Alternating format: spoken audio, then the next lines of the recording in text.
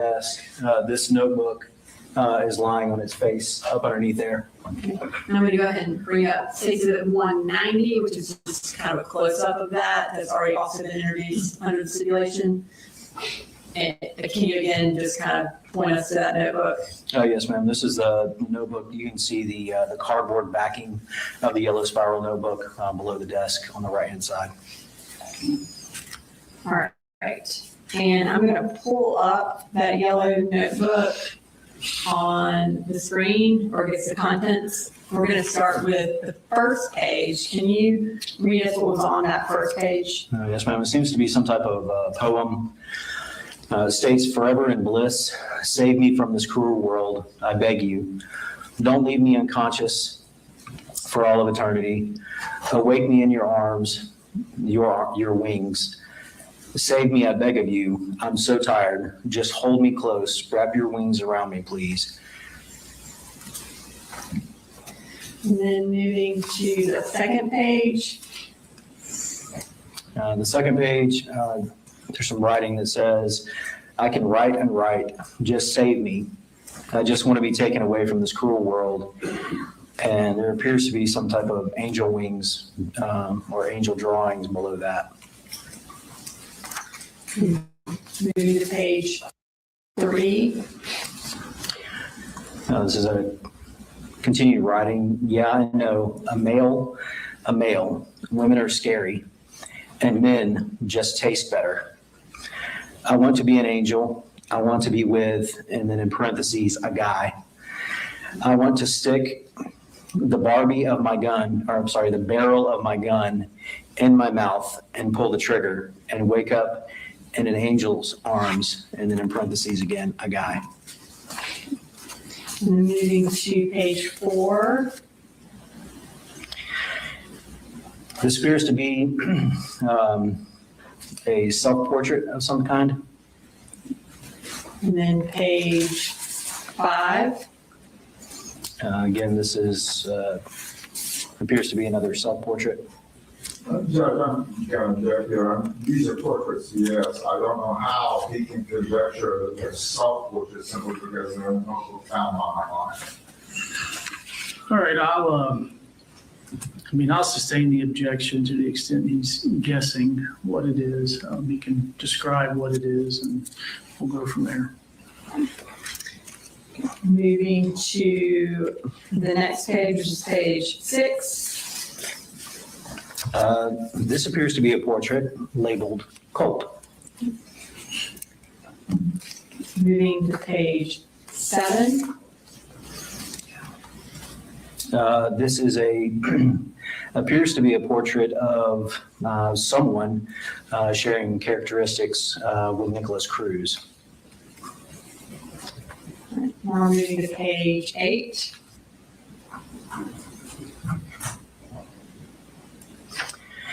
This is some additional writing. At the top of the page, it says SS now with an exclamation point. Beginning on the left-hand side of the page, it says breathe, pull, reload, click. To the right of that, it says Nick 139, Adam 154. And we believe these to be the number of rounds that Nicholas Cruz and Adam Lanza were able to fire during their respective shootings. Below moving further down on the page, it states 430 round mags, 30 times 4 equals 120. To the right of that, it is a drawing that appears to be some type of vest. Looks like it has magazines on the front of the vest, and it's literally labeled vest above that. Below the picture of the vest is the words more risk, more mags. Moving further down the page, it states it doesn't take much, just once or twice, in the chest or head. And then there is a drawing that appears to be a backpack with a rifle loaded into it. And it states sticks out of bag. And then there is a description above that that says hoodie over. So it looks like at one point, Colt planned to put a hoodie over the rifle instead of his poster board that he ultimately used. And did the gun actually stick out of Colt's bag or the defendant's bag when you Yes, took ma'am. it into the school? Yes.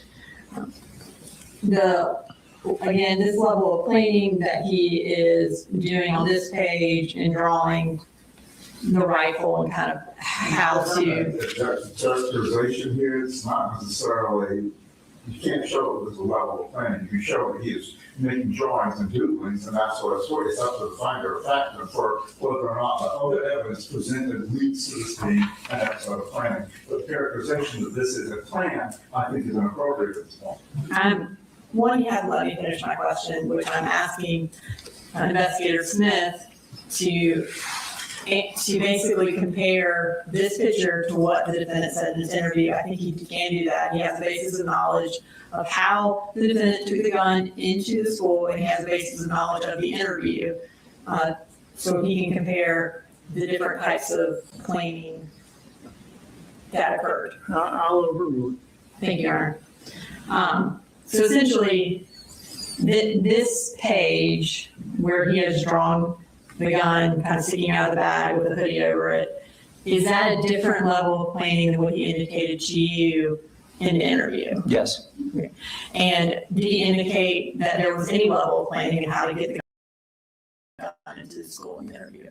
No, he did not. All right, moving to the next page, which is page 9. This is a stick figure cartoon. It says, shoot the teacher first, the students next. There's a stick figure drawing with the individual holding what appears to be a firearm and shooting that firearm at another stick figure who has their arms up. And a description of what is going on is written to the right of that where it says gut shot. There's also 2 other students that appear to be standing behind what I'm assuming, since he's labeled them students, as desks. Further down the page is a continuation of the cartoon caricature. There appears to be someone lying deceased on the floor, with their eyes drawn as 2 X's. The individual who is doing the shooting, which is labeled U, you can see the firearm going off, and then he has drawn bullets that are heading in the direction of those students. And then a further continuation on the 3rd slide of the cartoon is it states suicide with a smiley face, and it appears that the stick figure who was doing the shooting is causing self-harm. All right, and now we are going to move to the next page, which is page 10. And kind of tell us what's on that page. So this he's discussing specifically ammunition and the price of ammunition. Up at the top, it states $20 equals 20 rounds. So you earn $5.45 an hour. 5 times 7 hours is $35. And that would be split. $20 out of the 35 leaves me with 15, $1 per 1 round. $15 equals 15 rounds. $20 equals 20 rounds. 20 plus 15 is 35 rounds. And then at the bottom, he is signed it big brain with a smiley face. Moving to the final page, which is page 11. Can you tell us what's on that page? Yes. So up at the top of the page, it says, as for Nick, he's the love of my life. If it wasn't for him, I don't think I would be there. And you indicated earlier that there was a picture that resembled Nicholas Cruz, and who is that? Nicholas Cruz is another school shooter. And does he spell his name N-I-K? He does. All right, so now that kind of concludes that portion of the journal. We're going to now move to the actual interviews that you conducted with Mr. Gray. For that first interview that you conducted at Apalachee High School about 30 minutes after the shooting, how was that recorded? That was recorded on a digital audio recorder that we're issued. Okay. And Though, was that in two parts? Yes, ma'am, it was. I have, on our computer, say exhibit 339A and say exhibit 339B, which are the two parts of that interview. Have you had an opportunity to review those? Yes, ma'am, I have. Are they a fair and accurate reporting of your interview with Colt Gray on September 4th at Apalachee High School? Yes, they are. Your Honor, this time I'd like to introduce an evidence states exhibit 339A and 339B. Mr. Allen?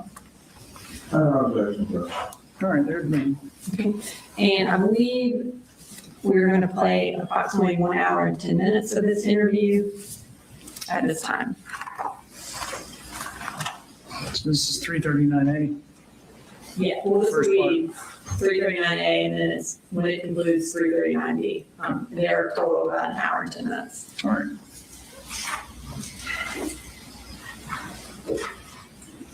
Just 6 hours. You take me.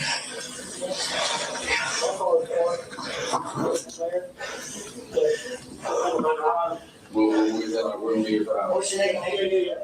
Colt? Colt what? Let's go ahead and talk. Actually, see my net room? No. Let's go ahead and talk.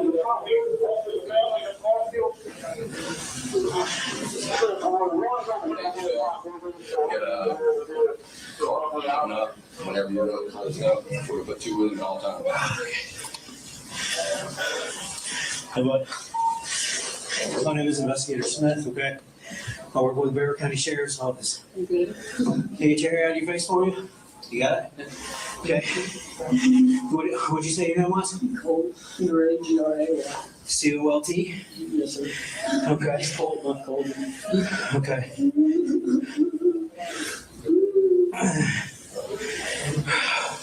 Can you tell me your date of birth, bud? January 14th, 2010. You said your last name was G-R-E-Y? G-R-A-Y. A-Y? And you said your birthday was what? January 14th, 2010. 14. 1410. Okay, 2010. What grade are you in? I'm a freshman. I think the first grade in high school. You're a freshman. Hopefully maybe a relic more. You're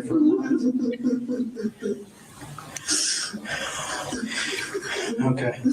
What's going on, buddy? I think I drive and a police officer came in the bathroom. I thought he would stop me when he did.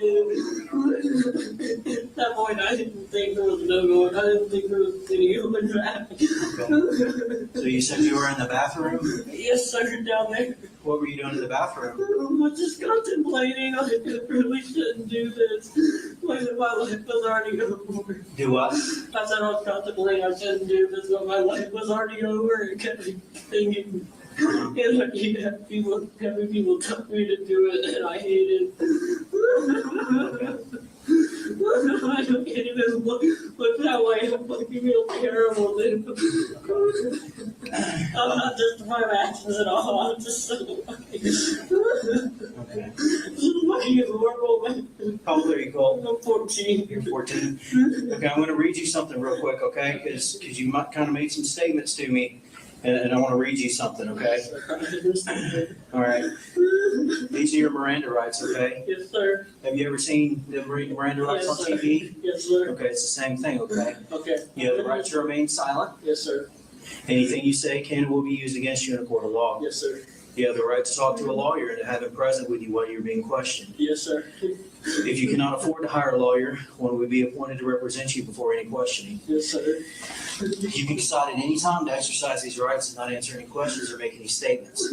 Knowing and understanding each of these rights as I've explained them to you, and having these rights in mind, do you wish to talk with me? Yes, sir. You do? I didn't want to talk to anybody at this point. I'm so And sorry. just so I can make sure that you understand Yes, those sir. rights, I understand. what does that mean to you, that what I just read? That means that I can talk to you or get a lawyer. Okay. I can buy one or get one appointed to me. Okay. I understand. Okay. Okay, so Cole, tell me what happened today. How did we get here?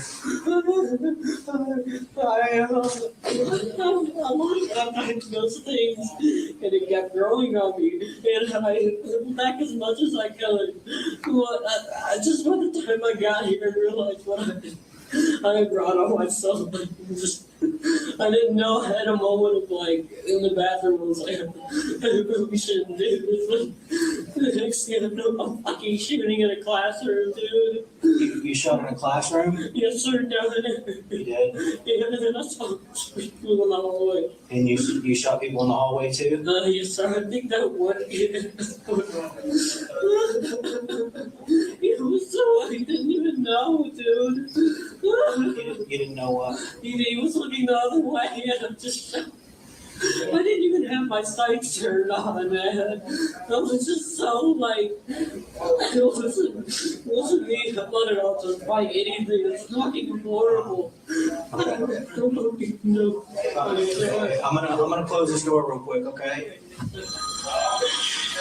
So you said you brought a gun to school today? Yes, sir. What kind of gun did you bring to school? I'm 15, And SIG M400. a SIG M400?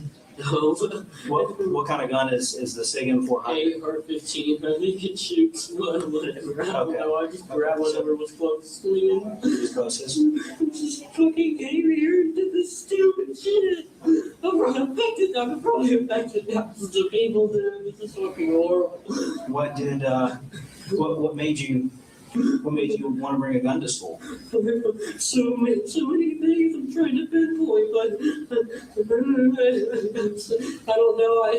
I just like, I have auditory things, and I have so many thoughts I can't get out. I'm really unwell. Okay, you said you had auditory things? Auditory things, yes. Like what? What is that? Just constant, like just random whispering and shit like that. I know it's so common for, people to think schizophrenia just to get some stupid, like, settlement or whatever.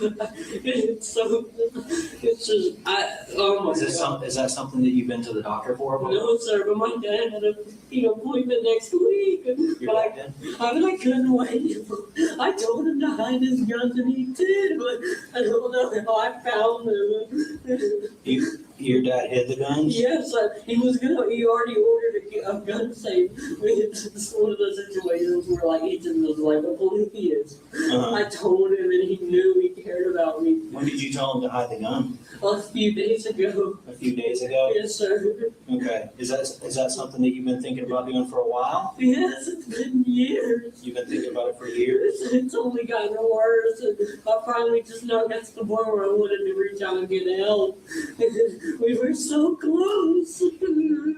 What did do you know what doctor you were going to see next week? No, it was a crisis counselor. I tried to call the hotline in the bathroom, but it didn't go through. Okay. And I thought the officer who walked in was looking for me. I thought he would notice me, but he didn't. He just walked out. Okay. Where were you at when the officer walked In in? the stall. You were in the bathroom? But he could see my hair. I knew he could. Okay. And was that before you shot or after you shot? That was before. That was when I was trying my best to not do this horrible shit, dude. And I'm not trying to get any remorse or anybody. I know I fucked up so much. I'm just not trying to leave anybody in the dark. Why did I do this? I hate it. What's your dad's name, Colt? His real name is Colt Gray, but he goes by Colt Gray. Okay. How do you spell his name? Colin or Coley? Colin. Colin is his last name. Gray. I'm so fucking sorry. Do you know his telephone number? No, but it's on my phone. My book bag and server still installed. Okay. Everything.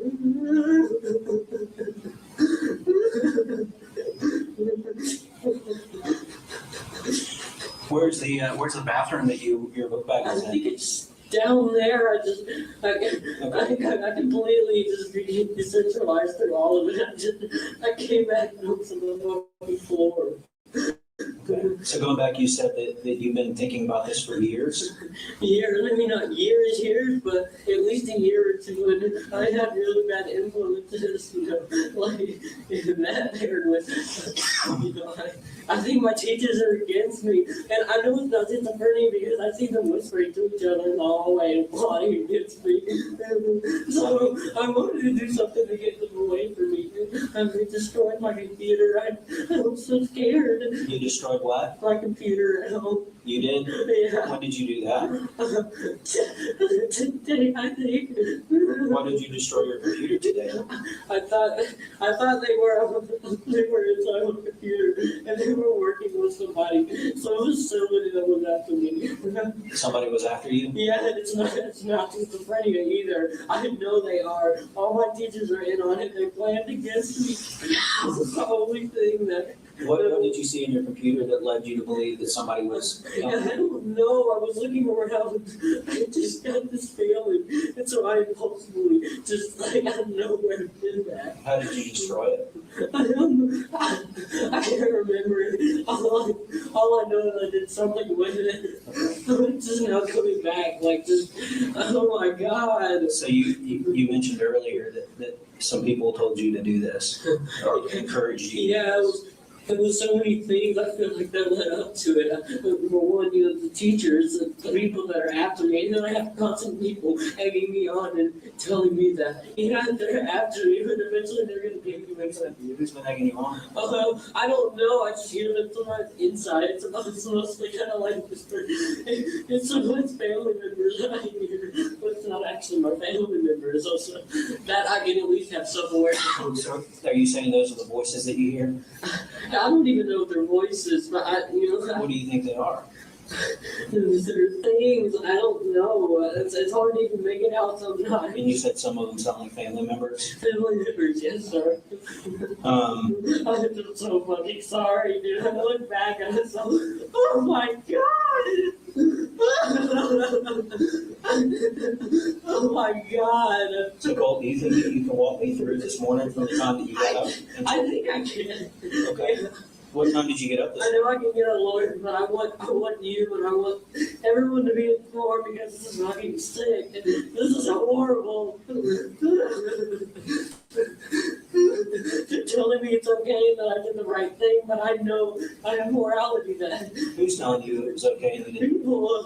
People, I feel like the teachers whispered to me in class that this is what I had to do. You think the teachers whispered this to you? Yeah. And the family members whispered this to you? Yeah. It's always inside. I don't think that schizophrenia. I think that possibly what I thought was maybe using brainwaves to somehow get tracked inside of us. So what time, let's kind of go back to the beginning of today, okay? Okay. Tell me everything that happened between the time you woke up until the time you got here today. I have been awake for like a day. I've been trying. I thought about killing myself to not stop this because at least I know with most it's just completely like they're just not there. But I had glimpses and shivers of morality. This isn't wrong because I heard it with my partner. When's the last time that you remember sleeping? Sleeping. Yeah, when did you last sleep? I think like a day ago. Today I don't even know what today is. Okay. What time did you start getting ready for school? I said I put my clothes on like normal, and it was going well. I told my dad I loved him, and I was so glad that he was giving me the help I needed. And I had people online that I was in contact with that weren't good influences. Okay. Who were you in contact with online? Send my Discord account, just so I can just go through and see. Do you have a username on Discord? I think it's occasional burner, just occasional burner. Okay. And I told them that I feel like people were after me. They tried to help me so much, and I said they were influenced. They weren't. They knew what I was going through, and they tried their hardest, and I told them that I wasn't going to do What it. did the people on Discord say? They said, I think it was only 2 or 3 people. I think all of them are girls too. I think one of them is gay, but Okay. that was just, What did they say to you? they said, one of them said that that you're strong. You don't need to do this. Okay, they tried to talk you out of it. Yeah, pretty much, but they weren't even, because I told them I had things tell me, like, I had to, like, tell them. I didn't want to freak them out, so I just told them it was certainly something, I don't know, that, like, I was going to try my hardest not to let happen. I think they believed it. Okay, you said this morning you got up and what did you didn't go to bed last night, right? No, sir. What did you do all night last night while everybody was sleeping? I laid on the floor, buddy. I contemplated. I was trying so bad. I thought I was not going to do it. What were you contemplating? I mean, contemplating in a sense, it was more of like, I don't even want to say fighting off these things, but it was more of like hoping that the facility and these brainwaves and stuff that are really just making me do shit. I've threatened, I've said shit within the last month that I've never said to like my family members. Like, You've been threatening your family members over the past? yeah, and like my What did you say dad, I told him. But I told him that I was gonna kill myself, and my dad was scared. He knew that if he tried to call anyone, that eventually for a while he thought that I was gonna hurt myself. But eventually it got to him. I was like, hey, it's okay. I love you. If I said I'm not gonna do this. So this morning you about what time was it that you saw your dad and told him that you loved him? He went to work. I just texted him. What time you texted him? Yeah, Did you see your dad at all this morning? I don't know. I don't remember. I thought I saw him, and then I thought I saw him another time. You know, and I also thought I heard footsteps like outside the porch because I was parked up next to my wall. Okay. I texted him like 5 minutes before I did it. I told him I loved him. This wasn't anybody's fault. You texted him 5 minutes before you. I think it was 5 minutes. I only assumed it was definitely shortly before. And I told him that it wasn't his fault, that he always tried my his hardest for me. I love him. You 5 minutes before what though? Oh, this. And I told also close friends that I'm sorry online. I was so fucking sorry. And my day was really bad.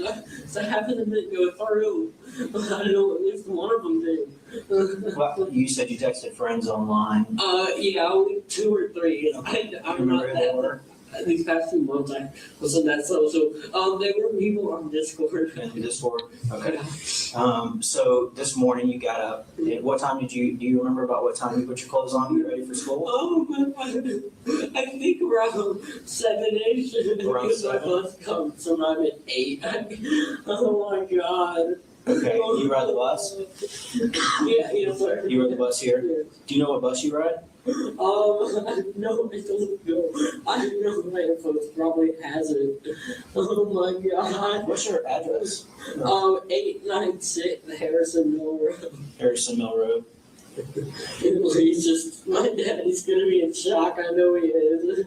Okay, we're gonna try to reach out to him, okay? Okay, thank you. So you get on the bus, now, you said earlier that you brought a gun to school. Yes, sir. Okay, tell me how you got that gun. Oh my god, this is fucking horrible, man. I looked impulsively for a good while, and all throughout it felt like I wasn't even there. It was almost like I was decentralized, just having no control over these impulses that I was doing. And at this time I had given like my dad a card, and I gave my dad his guns and ammunition because we bonded over that, you know, before all this shit happened. But in the last few months, I just completely lost it. Okay, so you said you looked for a while for the gun today. Yes, sir, because he hid it. That's what I'm trying to say. It wasn't his fault because Where did he normally keep it? In his room. Do you know where in his room? I think it's his closet, but when I found it, I think it was in his toolbox. I can't remember. He definitely just tried his hardest. I know he did. Okay, but you told your dad. When did you tell your dad to move it? You said was it months ago? Days It ago? was like a month ago. I definitely been fighting this off for so long. Oh my god, this is so dramatic. I know for all of you, I'm so sorry. And you said you think it was in his toolbox? I think it was, yes. It was somewhere really well hidden. Okay, where is his toolbox? In his truck, you know, like trucks they have. Okay, so you found it in his truck? It was either his truck toolbox or some kind of case that he had locked up. In his truck? Yes, sir. When did you get the gun? I got it like right before I left. It was a big fan of airsoft, so I had bought a vest for that. And I thought about wearing that, but it was just like, oh my god, dude. Just, it was. You took that this morning? The vest? No. Oh. The gun, you took that out of your dad's Yes, truck sir. this morning? Yes, sir. Okay. And you would lie. I don't know if for sure it was his truck. I just know it was somewhere really well hidden. Oh my god. Fucking more TV, what the fuck am I doing? I'm sorry, everyone. This is horrible. I'm not trying to gain remorse at all. I'm just thinking, this is so fucking horrible. I can understand why you're upset. I'll fucking recover. So you said that you got the gun, Yes, sir. and did you take the gun on the bus?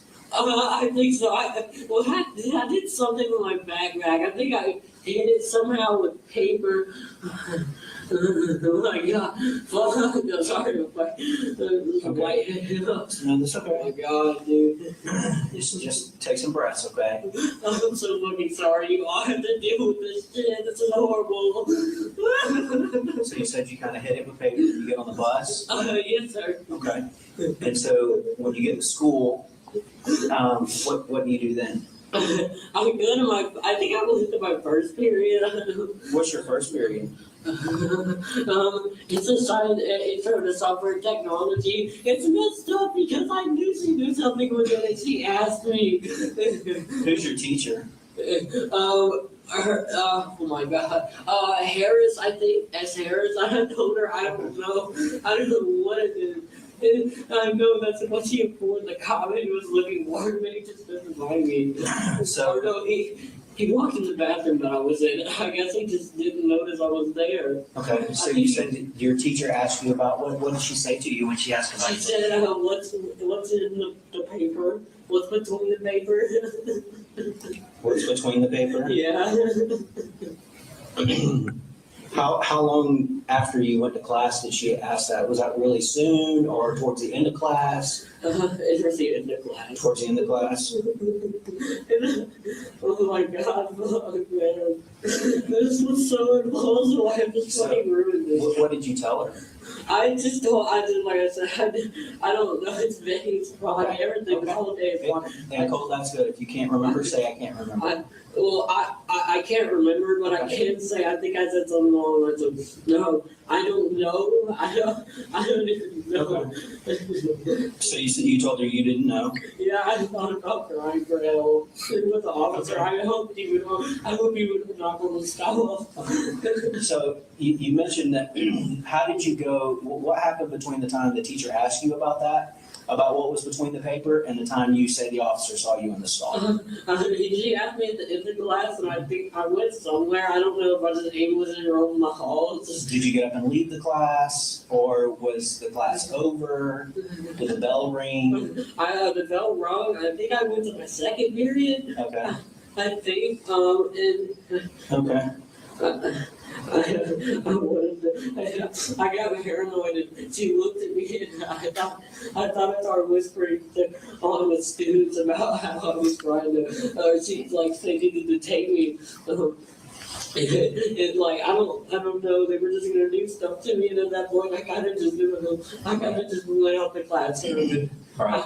I of course it was so bad. I told her I was gonna go to my counselor here, my crisis counselor, but in the last fucking minute, like I just completely just went. Okay, so And I'm not using the fogginess. I'm not using it as a way to justify any of this. This is horrible, but I fucking did. I don't think you are, Colt. Oh, no. I don't think you are. Next thing I knew, I was flying paper pencils. So you This said is fucking a grade. I'm Okay. fucking horrible. Well, You're all so scared. Well, help me understand how we get there, okay? So you go into the bathroom. Okay. What did you go into the bathroom for? I went to the bathroom and I can't remember really any of it. All I know was that I guess it was a way to get ready. I don't know. Okay. But they told me all the stupid shit like taking gloves and fucking, I had a hat and my belt and everything. It's fucking horrible. So you went in there, did you use the restroom while you were in there? No, sir. No, okay, so you went, This is fucked up. you think you went in there to get ready?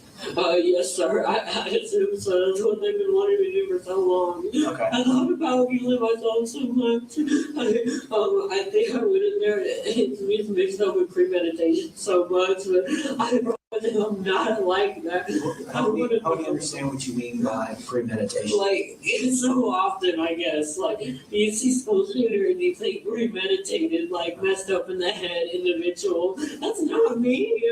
I love this school. I was never bullied. I love it. You were never bullied? Yeah, but in these the short time that I've been here, like a month, but I just got every single time I just got words over and over about the facility and the teachers being in on it, trying to hurt me. And the students.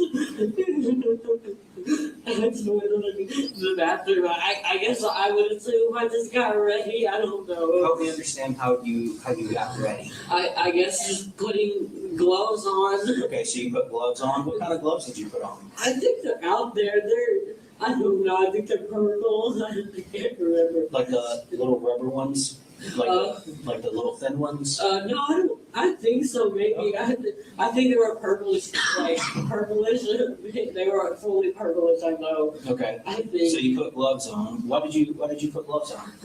I don't know. I'm trying to figure out. If I could only assume the words, it was because they thought it would. I don't know. It's okay if you don't know. It was almost as if I wanted deep down within, I wanted to shield myself somewhere. I hated me, like my head being me, the one that pulled the trigger. And but I know then it was probably just, I don't know, just gloves, I guess. I don't know what. So you think maybe it was to kind of separate you from the gun? Is that what you're trying to say? I guess so. That's me with Okay. just like how did deep down I just from that moment I just walked in. I was no consciousness of how horrible and how fucked up it was I was about to do. Did you do anything else to get ready? No, but I know I stood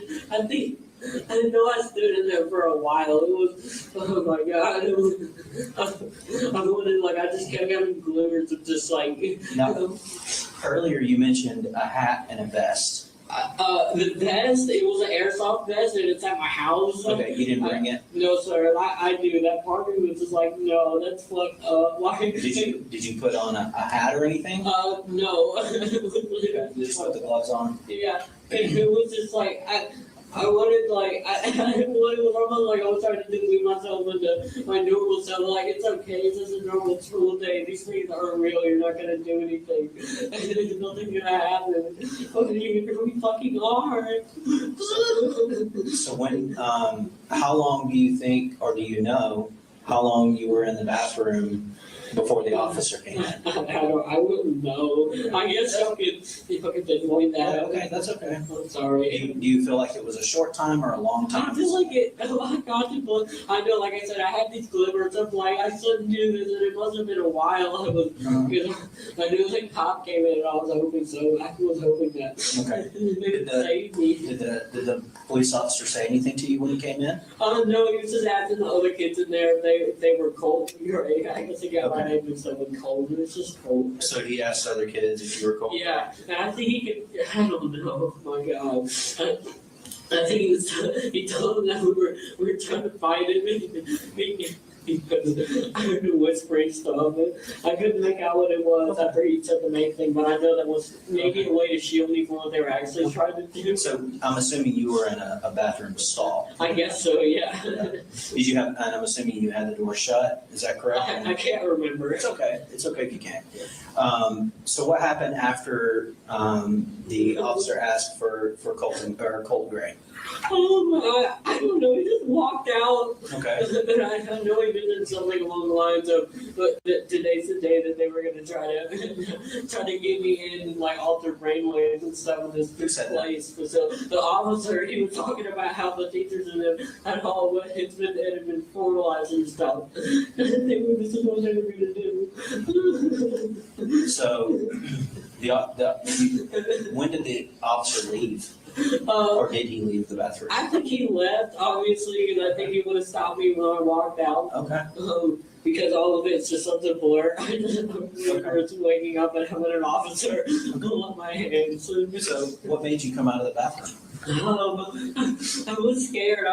That was at that point, I guess, was just completely out of my control. It was like I wasn't even there. It was sort of been with just decentralization or just complete blackout. Like, Was there anybody in the bathroom when you walked out, do you remember? I can't remember. I'm sorry. I don't know. I assumed he was talking to kids, so I assumed there were people in there. Okay, so help me understand, you come out of the bathroom and you have your gloves on, and are you carrying anything else? I can't. I don't think so. I said what was the gun because I looked back and that was all I saw on the floor. Okay, you mentioned to me earlier that your book bag was still in the bathroom. Yes, sir. Probably You think so? It's still in there. Okay, so you come out with your gloves and the gun, and then what's the next thing that happens? At that point, it's just completely blacked out. I have few glimpses of I guess it's just the brain and have to respond to such traumatic and fucking horrible shit like this. I remember the smell of gunpowder. And my shoe came off. And then I remember just being on the ground and the officer coming me. So you come out, you said you have a few glimpses, right? Yeah. Okay, can you tell me about those glimpses that you see? Just mainly smell, just the gunpowder, obviously. Smell the gunpowder? And probably smoke. It's even worse because it's formulated into like such a horrible obsession I've grown with Nicholas Cruz. He's a shooter. Who's Nicholas Cruz? He's a bullshitter, but it's not in a weird way, like glorifying, because like Alaska had no morality, it was mostly just complete delusion. Why did you mention, I didn't understand, why did you mention Nicholas Cruz? Just because I guess I can understand emotional aspects, and it was really mutual. I didn't let it take over too much, at least from what I can remember. But I don't know. You said it was mutual what? It was mutual in a way that I didn't let it affect me emotionally. It's like I didn't do this because of him or something. But I know the voices from the least on who, and I know they gathered like info and what teachers were finding out and everything. So you told me earlier when I said that you shot some people. I think so. I don't know. I hope nobody's heard. I forgot. I didn't even know if my sight or anything was on or it was working. I would assume, I know me is aimlessly firing. It's just like, I remember it's just gunshots. I can't tell for sure. Okay. I know for sure I don't think I was targeting me, but I think it was more just Do you remember where you were? What room you were in when you were shooting? I remember just, Was it a classroom or a hallway or something else? Oh my god, dude. I think it might have been a class. I don't know. Everything else is just blurry. It was a classroom? Yeah, I could probably. So you said you just walked around aimlessly shooting? Is that what you said? Yeah, pretty much. They wanted me to do do anything to get these people away from me, the teachers and the people who were altering stuff for me. I didn't like it. So you walked around and when you were aimlessly shooting, were you shooting at people? I guess I don't know. It's hard to tell if I was aiming for anything specifically or not. I'd assume so because I was just looking at. Maybe, I mean, I guess just when you see people, like, when you do some shit like that, I guess they would want me to do something like that. This is the way to know them that, to be scared of me, I don't know. Okay. Not the victims or anything like that. It was just wanting the teachers and stuff in the building, which I know is real, and there's still... Now, you keep saying victims and that you shot people. Yeah, I Is that look. more than one? I looked back a few times and I saw someone get leave. And he got it back over him. Oh my God. So you looked back and I looked back when they had me on the floor. I almost fucking threw up. That is so horrible. you said you got it back over him? I think they did, the police. These fucking parents are ever getting. Oh my God. I'm so. Your Honor, we have a few minutes. Okay. We'll take about a 5-minute recess.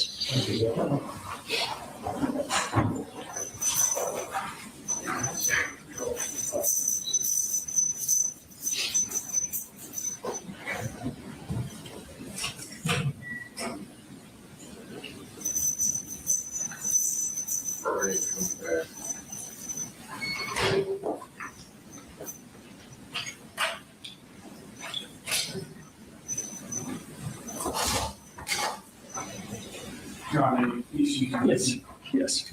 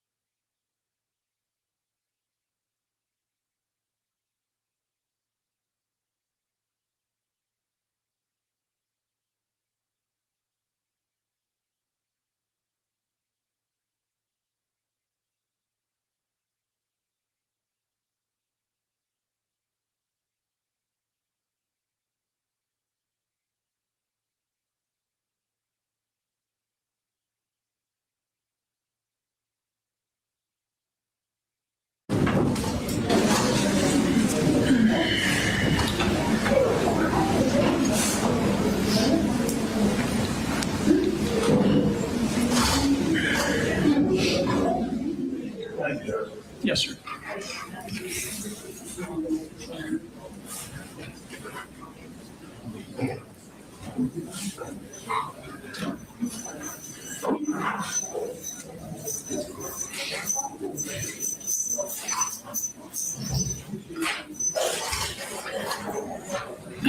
right, we're all present. Go ahead, Ms. Brooks.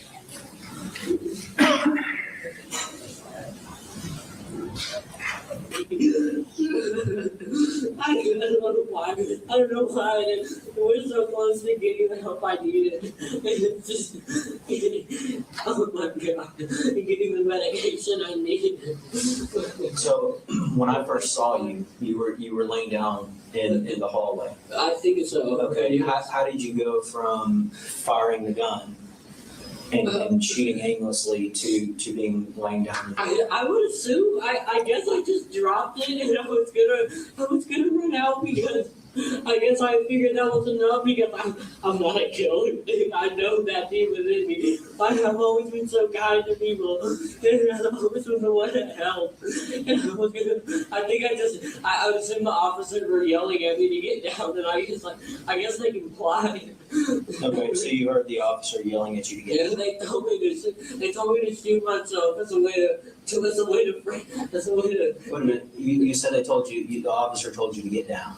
I think so. I don't know. I can't say that I heard that, but I would assume they did. And who told you to shoot yourself? I heard yelling within the walls. Within the walls? Yeah, but we're not like in the walls with the classrooms. It was through the door, so I know some of them were cracked, and it was coming from both ways. The next thing I knew, I was just on the ground. I don't know if they disarmed me or I just dropped it.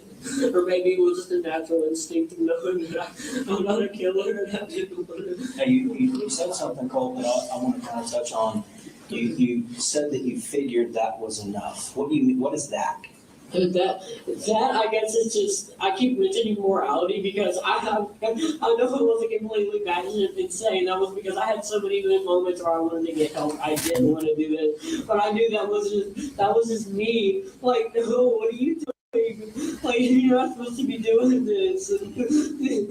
These kids have done nothing. But at the same time, I think they were whispering, and the teachers were telling me, oh, they were all going to just eventually strike one day. And I don't know, they kept telling me that it was going to be today or tomorrow. Okay, but let's go back. Oh my God. You said you figured that was enough. I said, yeah, I guess I'd say that. It's like, I had, because, like I said, I had these glimpses, and I think that was just morality of just like, I knew I shouldn't do this, and I shouldn't fucking be killing people. And hell, it might have even been because I saw the police and was like, that's enough, you should kill yourself. But I think I kind of just instinctively dropped it. Now, you mentioned that you thought to yourself while you were or you were shooting the gun that you shouldn't be killing people. Yes, sir. Absolutely. Is that what you were doing? I guess so. I saw the white bag. Many people were hurt. But it wasn't the entire time because most of it was simply me completely gone. There was nothing there. And like the lights were off and nobody was fucking home. Oh my God. What do you mean the lights were off and nobody was home? Our lights were on and nobody's home. I guess that's the same. Okay. I understand. You're talking about your mind? Am I just me, myself? Because that's not me. Oh my God, it's so fucking horrible, dude. Oh my God. I'm sorry. Do you remember anybody saying anything to you while you were shooting the gun? No, I can't remember. All I remember was just the constant in auditory and like out between like classrooms and stuff during each shot. So people were telling me to. What do you mean in auditory and out? Oh, like inside, like my ears, it felt like, and then there was most of them like almost like in the classroom doors and stuff just peeking through it. I don't think I could visually see it. I was so focused I was completely gone. What were you focused on? I said I was completely focused. I mean, just that thing was just completely like that's all you knew because you fucking did that. I don't even want to correlate myself with it. What do you mean he fucking did that shit? Who's he? Me, Okay, okay. but I'm not at all. You're talking about people talking about you. Yeah. Okay. And I say focused because that's not at all in like a good or glorifying way. I'm saying focused in an absolute batshit insane way because I never, who the fuck focuses on killing kids, man? This is horrible. All of it. Yeah. What do you think the answer to that question is? Which one? You said who focuses on killing kids. What do you think the answer to that I question him is? when he was killing me. It hurts my heart, dude. It hurts me to say that was me doing that. I knew that. I just knew that. I had to get the teachers away from me. I feel like, oh my God. What do you remember hearing while the gun was firing? Just, I barely remember the gunfire. It was mostly just the people just telling, like I told you, the things like you should kill yourself, you should keep on. Yeah. Did you hear anyone screaming? I can't remember. I'm Can't sorry. Okay. Look at my ears from ringing. I can't remember. But it's weird because that's not like. How did you feel when you were shooting the gun? It was completely numb, but not in like a psycho way, like in a way that I was not there. So you weren't crying and upset when you were shooting? No, I couldn't tell you. I know if I was there, I was horrible. I wouldn't even let it get to that point. So you said you've been thinking about doing this for a while. Yeah. When is the first time that you remember feeling like you wanted to do something like this? Oh my, I can't remember so many traumatic things happened just in your childhood and now. My mom threatened to kill me and everything. I just felt so like, I don't know. And the schizophrenia started at all. I had complete control over me. Like, I'm not that individual who's just gonna go out and kill people. Okay. It was just. You mentioned schizophrenia. How long ago did? Well, I know the facility isn't schizophrenia. I know that's not. And honestly, I think the voices are real too. Like, I know they were saying. When is the first time that you mentioned that to your parents or your dad? What? The schizophrenia. I think a few weeks ago. A few weeks ago? I think he understood. And I told my grandma and my mom. Okay. I also mentioned mania, which is complete. I have mania, which is, God, it's also blurry, but Okay. it's like heightened things that like you just So it's a completely. few. How long have you been thinking about shooting the school?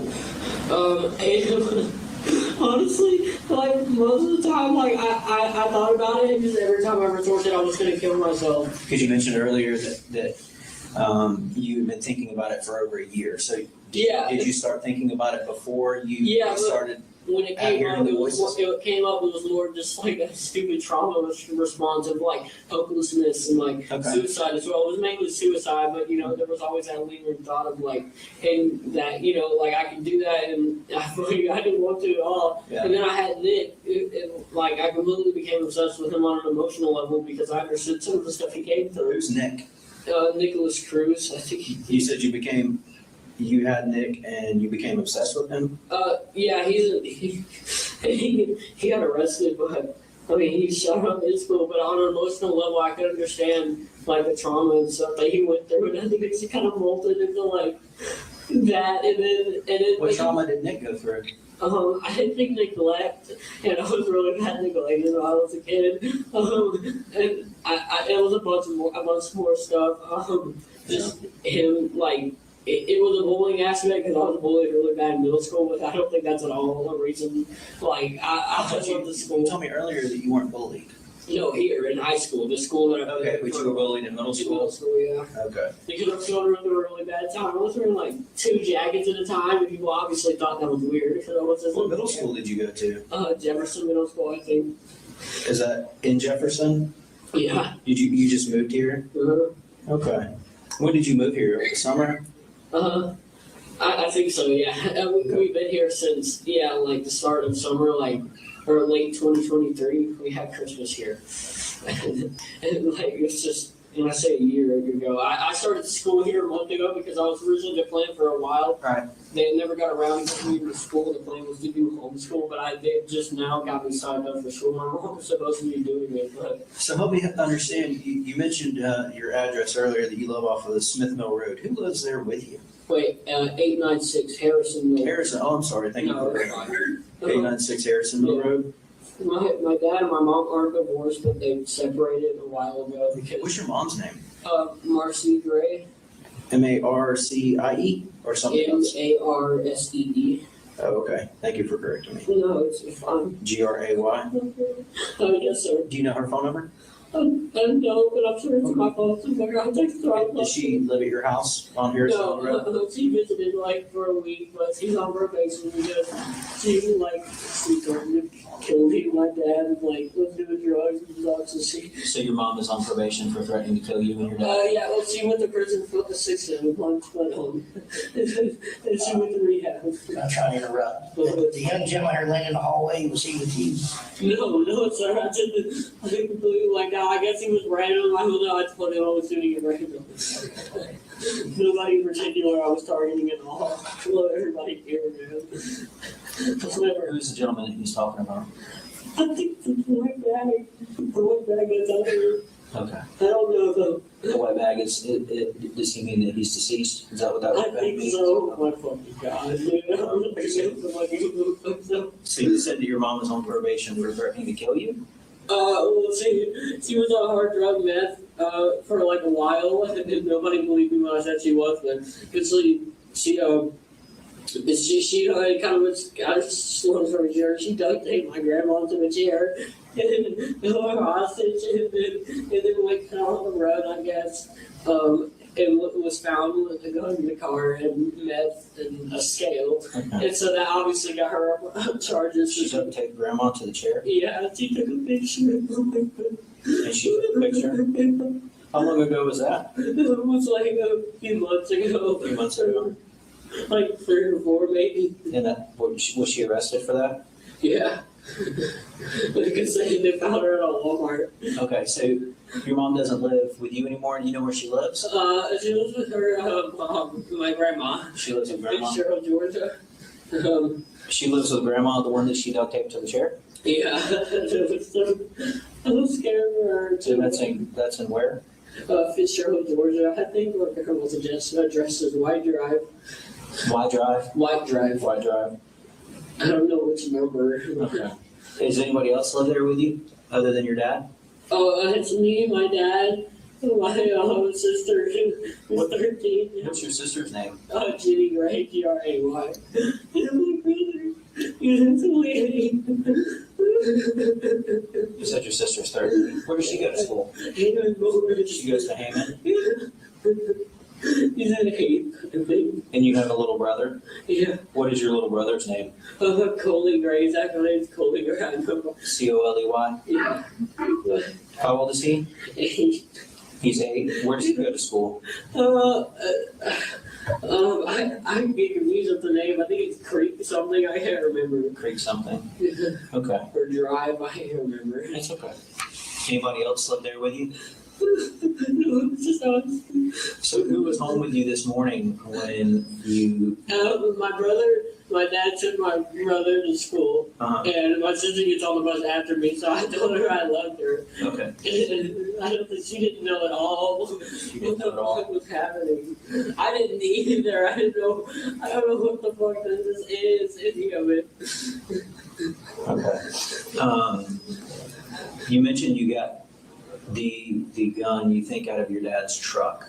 I think Is that something that you did this morning? Or, somewhere that it was locked up, obviously. so is that something that happened this morning, or did it happen before today? This morning. It happened this morning? Yeah, Okay. like right before I Does your dad have another car? Like, does he have more than one car? No, he has a truck. Okay. So you said your dad was gone taking your brother to school? Yeah, he didn't work. Okay. So did you get the gun? I'm assuming you got the gun out of his truck before he Out of died. his truck. Yes, sir. But I'm not completely sure because I'm connecting dots. Like, if he may have left it, may have been somewhere else. If it was in his truck, I guess I definitely got it before without him noticing. Okay. Is there anything that you want me to know? I've asked you a lot of questions. Do you have any questions for I me? don't know to tell you anything. I'm so sorry. I just want. I just don't want any confusion. I just don't know why. This is gonna be horrible. This is like I don't. This is gonna, I can't even make any words for it. I really hope that no one was hurt. So, kind of going back and just reading over some of the things that, and what I'm doing here is just taking some notes over what you said to help me remember what you said, okay? And you mentioned last year, about a year that you've been thinking about it, about shooting. When you said thinking about it, is that shooting up a school? Mainly just suicidal, Suicidal? but yeah, it was mainly the facility. Because they had altered a bunch of shit in my brain that contributed to doing something like this. Mhm.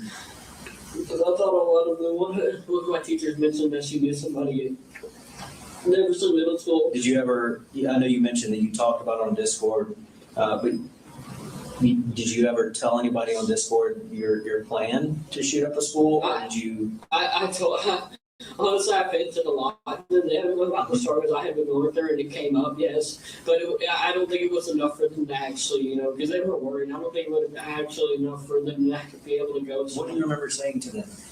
To say thank you for being here, and I don't know what'll happen. I'm getting help soon, and I'm happy about it. Mm-hmm. Did you what specifically did you say to them about shooting up a school?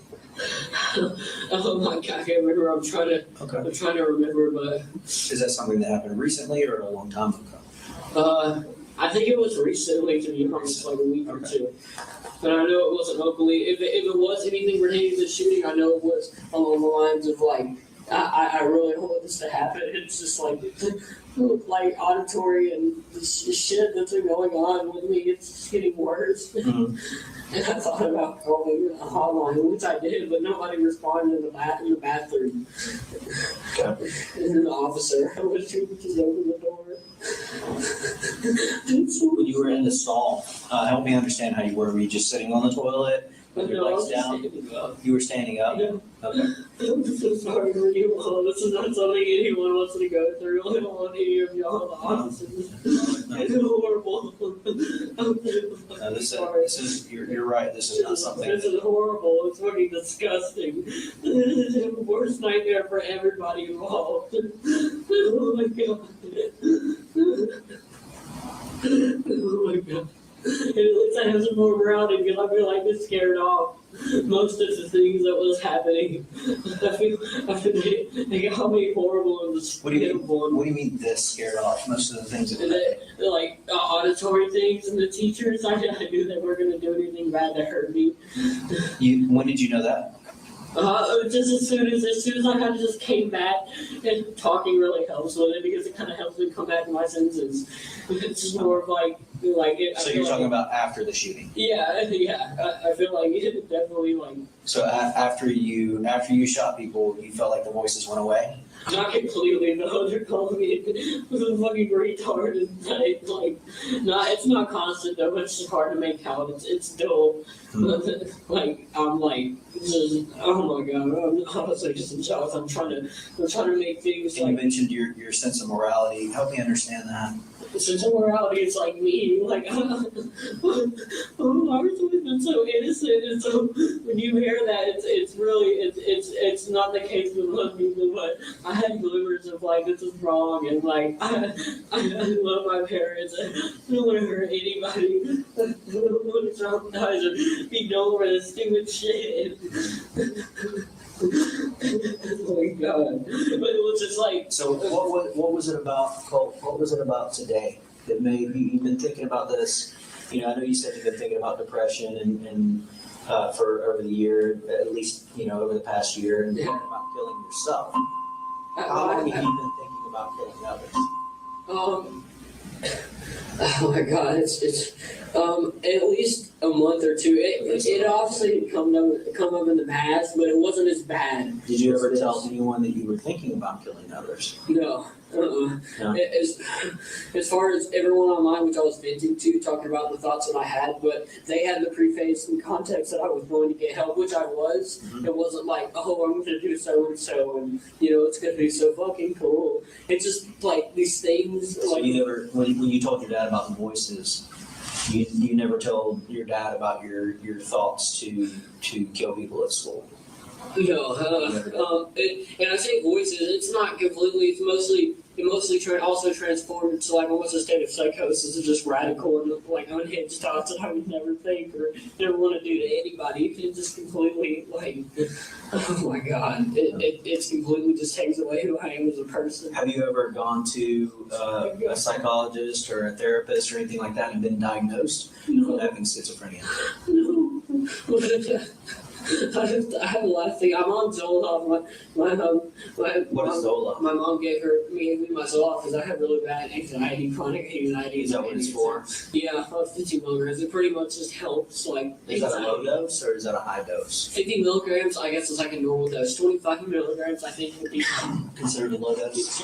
considered low. It was really bad for me. I'll say So about you've been diagnosed with anxiety? not by anyone official. That's what I'm So saying. why do you have Zoloft then? My mom, she gave it to me. Me and my grandma, they knew it would help with anxiety. Okay. And it was just, and I hate to shame my parents because they really did try their hardest, but so much of my life was neglected as far as the help that I needed. Okay, well tell me about that. Like the help that I needed or just being neglected. Like, Yeah. just so much shit going on. My dad being an avid worker and, Where does he work? He works at Kevin Price Construction. He's a superintendent. Okay, so he's gone a lot. Yeah, and my mom had her own set of issues. What were your mom's issues? It's really bad. I can't even pinpoint that. I know it's a lot, but she had really bad anxiety and depression, and she just said a lot of mean things. What kind of mean things did she say to you? Like, especially towards the end, about killing us and stuff. Simply duct taping my grandma to a chair, so not to say she's Your mom threatened, Yeah. why did she threaten to kill you? Was that before or after the incident with your grandma? After she tied my grandma, I think she tried to get my grandma to drive. She told me that she tried to get her to drive us up here. So she didn't tell me why she wanted me to, but my grandma knew that it was inherently bad. So she tied her up and said that I'll just have to kill Colt and my dad. I think I got the gist of it because he's our husband. Okay. Yeah. So when you say neglect, what type of neglect did you feel? I know your mom threatened you. Emotionally I neglected. think, I was good physically, just emotionally, it was just, So kind of help me understand that. Does that mean that they didn't pay attention to you a lot? yeah. Okay. Uh-huh. But towards the end, it's good to keep a note that my dad did take note of my, the thoughts I had, schizophrenia and stuff, which most of it I don't think is schizophrenia. I know there's people actively trying to hurt me, which greatly contributed to this, obviously. Who would never do something like this So to me? you mentioned how long did you say the voices have been here? About a month? No, they did longer, but they just had heightened. Like, I've just had really bad media. And How long do you think the voices have been here? it's hard to pinpoint. It came and go. They came and went, but like it was mainly just whispers from family members for months now. Honestly, I don't know if it's an exact year, but just all the trauma and stuff just kind of recluse, and it just really didn't help with the obvious mental illnesses that I was developing. What you said mental illnesses, like plural. What mental illnesses do you think that you have? I made a list a while back. I think it's gone, but Made a list where, like in a notebook or a phone, and, text pad, I think, on my computer. text pad? God, dude. What? Huh? Did you say something? Yeah. Oh. Were you trying to say something? Oh, no, it's just this, man. Yeah. Horrible.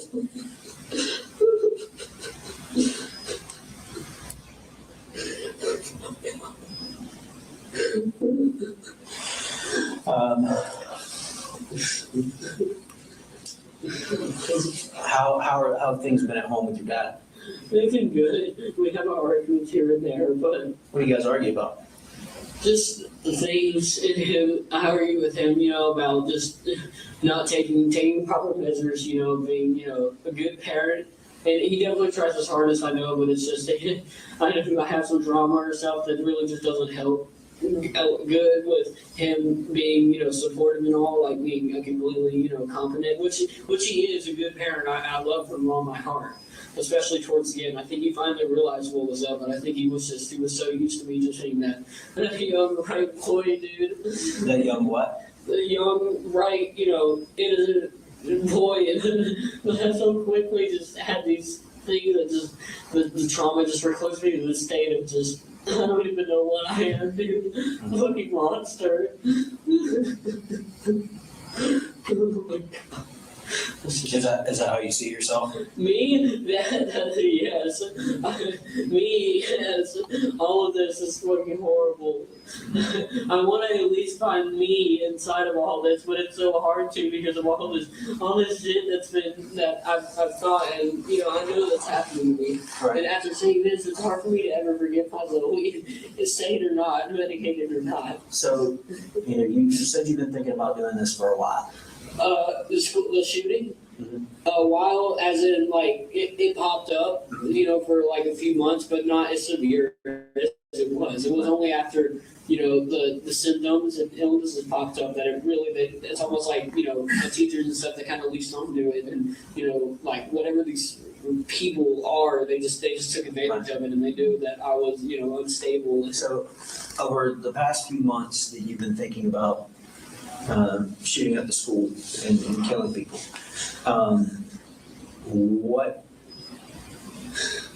what made it today? Today, I was told via ways, I don't know, it was something that I know I heard. It was a multitude of people that it was going to be sometime soon. It was either going to be possibly the day tomorrow. It could be this week. I didn't know. And I was scared. And then that kind of formulated into like I wanted to get help, but and like I said, with that, it was just formulated into them saying you should do some fucked up shit like this to try to deter them. I don't know. Not. It's kind of weird because not like Whisper specifically, but just the teachers, because I know like them, some like. Have you talked to the school counselors here about the voices that you hear? I have once. I went like a week ago. A week ago? Yeah. What did they say? She just called my parents and just kind of listened. She didn't really give me much advice, but she did say it take as long as I need, like if I feel unstable, which I did, and I'm glad I took that route. Did you tell her that you felt unstable? Yeah, at that time, and that's when it just Do you gets remember the counselor that you talked to? I know she was African American. I don't remember though. Okay. African American. So there wasn't, it was the voices that told you today was the day. Not only that, it was like kind of a 50-50 possibly. From what I can gather from it was that, and the teachers, whispering subtly and having like, having people like inside the classroom. When you went to go talk to the counselor, did you tell the counselor about the teachers? Yeah, I did. I told her that I thought, and I also told people online that I thought my teachers were plotting against me. Now also trying to calm me down, but I know I'm not insane. I know they were. When you have stuff like that goes on, it makes you resort to shit like this, and it's pretty remind me what the teachers were saying to you. The teachers were saying that it's coming, like the day it's coming, that we're going to take you and hurt you.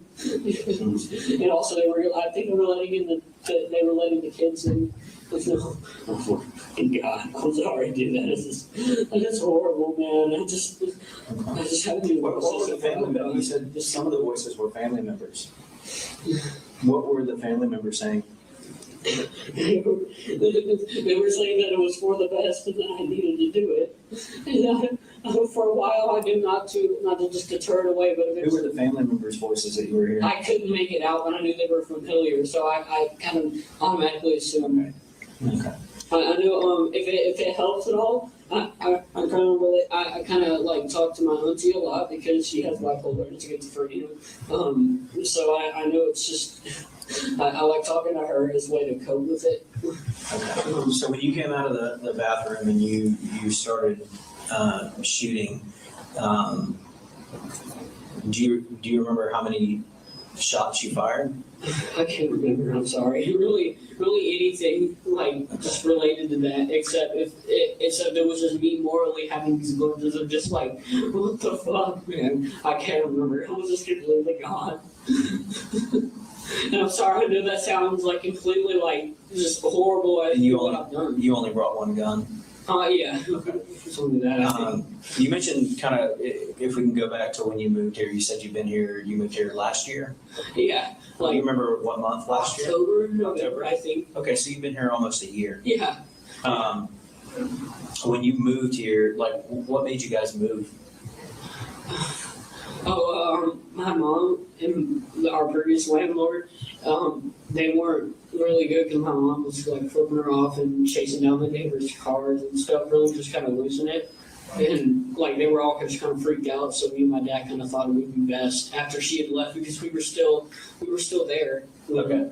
She had left, so we just thought it would be best if we just left it all behind, just for the better of our emotional state.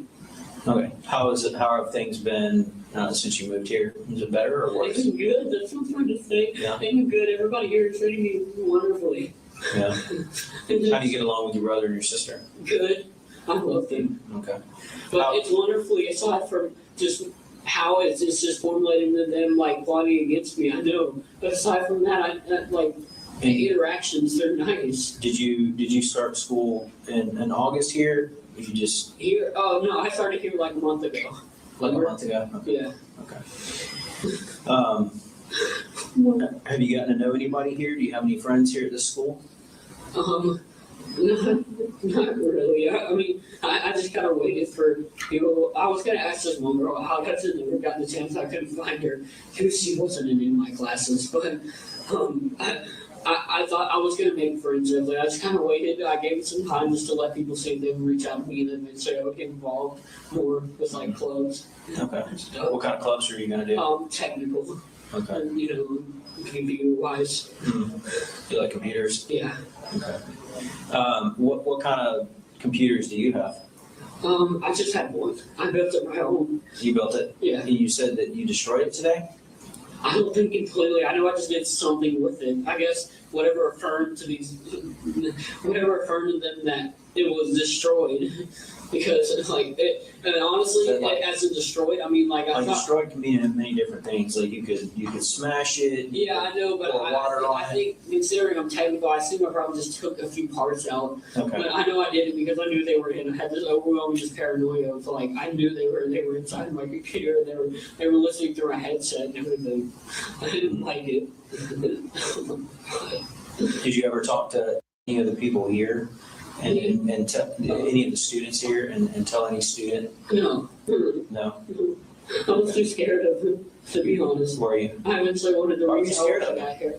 Got help because I felt like the teachers and them were like they were formulating with it. So I knew if I talked to them, I'd only give them more info as a way they could like formulate the plot against me that I've been telling you about. Okay. Do you have any questions for me? Not really, but if you have any questions for me, it's fine. I just need to get like. I'm everything out. gonna step out for a moment. I'm gonna have someone come in here and sit with you. Okay. I'm gonna talk to some people, and then I will come back in here and talk to you. I'm sorry, Colt. I know it doesn't mean much now because of how fucked up it is. I hope you every officer involved in your family affected by this. If there's anybody killed, oh my god. You mentioned, like, what got you, I'm just kind of curious before I go, you mentioned Nicholas and Nick, Yeah. the school shooter. Yeah. How did you, I know it's messed up, but I didn't at all glorify it. okay, when did you become obsessed with him? I think those were the words that you used. 2 or 3 months ago, I'd always been kind of into true crime, but not on a level. I never have been on that level of like, I'm going to do what he did. I can just understand it on an emotional level. I really like studying this case. You studied his case? Yeah. How did you study his case? I don't know if this means much now, but they took advantage of that as in like doing something like this would let Nick know somehow, and I thought it was absolutely delusional. That's just another thing that I just tried to write off, but eventually just formulated within all of this just variety of things that contributed to this. Okay, you said they said doing something like this. I'm assuming you're talking about the voices. Yeah, Which and voices? when I say voices, I mean like also like, and I know voices is just such a stereotypical phrase, but it's a multitude of things and like, messages I feel like are left. Did you agree with the messages or with the voices or the messages or whatever? In what way? That doing something like this would get back to Nick? No, for the longest time I didn't. I tried to hold it off. Okay. But eventually they just sent me into this like just complete just state of just gone to psychosis, and it's just. So when the voices tell you to do something, do they tell you, have they ever told you to do anything else? No, not really. No, not really. Suicidal just kind of came from the trauma and just Okay. So suicidal, is that, and I don't want to put words in your mouth, but suicidal, is that something that you chose, that you? It was a mixture. It was definitely, it wasn't me chose just like, oh, I'm gonna kill myself because I hate everyone. It was more of just like just feeling so hopeless and having all the trauma related things with my mom and just as a kid, and then also having them, they're obviously they're gonna find weak spots. Right. So they're gonna, Okay. When these voices are talking, do you ever agree with them?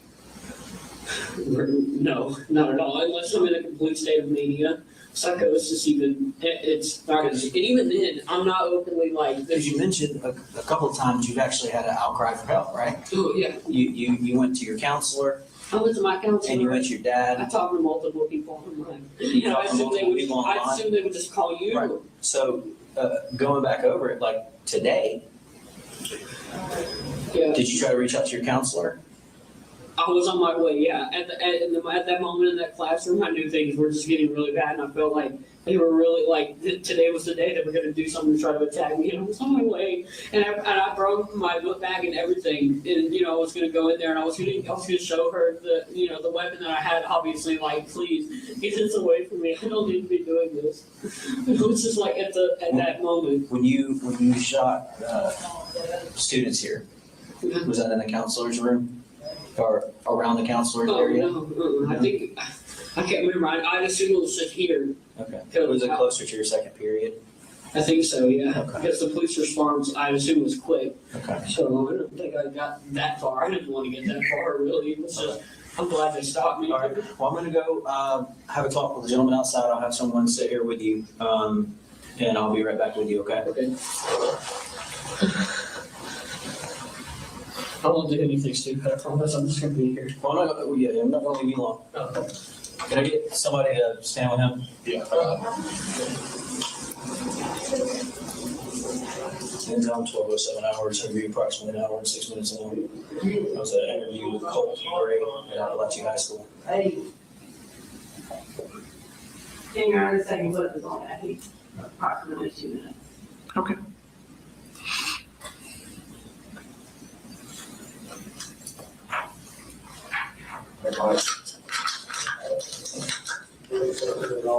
So 23 hours on September 4th, 2024.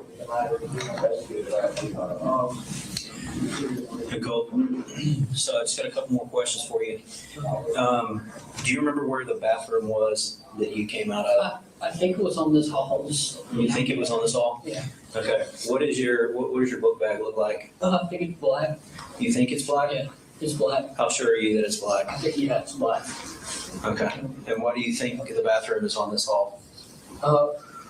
Because I'd assume it was. I mean, I don't know how it would gotten. I'm not sure what happened. Is there anything in that book bag that could hurt anybody No, else? sir. No, sir. You're sure? Yes, sir. Okay. All right. No sharp, no box, no nothing. Okay. We'll call it at this time. Back to the spiel. At this time, you're going to be placed under arrest. Okay. Yes, sir. So we got a transport unit that is coming to pick you up. Yes, sir. We are still trying to figure everything out. Yes, sir. And I'm going to come explain to you Okay. exactly. Right now, I don't know all of what you will be charged with. Okay. But as of right now, you know that it's illegal to bring a gun on school property. Obviously, it's illegal to shoot at people and to harm them. Yes. So right now, you're being placed under arrest. Okay. Yes, I understand. Okay. So we're gonna get you transported. Okay. Is there anything else I need to know before you leave here? No, I don't have anything else on me. All right. I'm going to be contacting your dad, and I'm going to be talking to your dad. Yes. Is there a message that you want me to give your dad? Tell him that it wasn't his fault. Tell him that it wasn't his fault? Yeah, you have no charge in pardon. Okay. I'll tell him that. Okay, thank Is you. there anything else that he needs to know? No, I think that's the main thing. The rest is probably be better off getting than me on. Okay. I'm going to go check and see if we got a transport unit here that can take you. Okay. Do you have any other questions for me? No, sir. Okay. Wherever you're going, I'm eventually going to come there and explain to you what the next steps are, okay? Yes, sir. All I right? understand. No.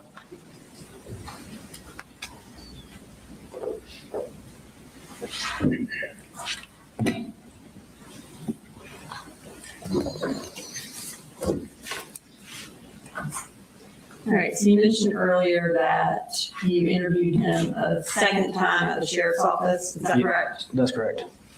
Where did that take place, that second interview take place at the sheriff's office? That was done at the Criminal Investigations Division in an interview room. And why did you take him to an interview room? What was the purpose of that? So we could have it video and audio recorded, have the interview captured that way. And did you video and audio record the interview in that room? Yes, ma'am. Do you also use a handheld audio recorder as well when you're in the interview room? I do. Anytime I'm conducting an interview, I will record it, if we're using our interview room. In the event, anything can happen with electronics. So in the event that something does happen with the electronics, I will have a backup copy. And for this particular recording of Colt Gray's second interview at the sheriff's office, did it video record the entirety of that interview? Not the entirety, no, ma'am. And, but did it audio record the entirety of the interview? Yes. About how much of the interview is only audio? I believe there is approximately an hour and a half that is audio recording. And then there is roughly about an hour that is video recorded. Okay, and for Exhibit 340, which is the interview with Colt Gray at the sheriff's office, is the entirety of the video recording on that, in that exhibit. Yes. And then after the video recording ends, does the audio recording pick up? Yes, ma'am, it does. And have you had an opportunity to review your interview at the sheriff's office? Yes, ma'am. And is it a fair and accurate recording of your interview at the sheriff's office with Colt Gray? Yes, ma'am, it is. Okay, Your Honor, at this time I'd like to introduce an evidence exhibit 340. It is in one clip with the video recording at the beginning, and then when the video recording ends, the audio takes over. Mr. Allen? No objection, just giving a link to this, do we want to take a brief break for everyone's full service? If you want a break, I'll take one. I think that would be pretty good. All right, we'll take a short recess.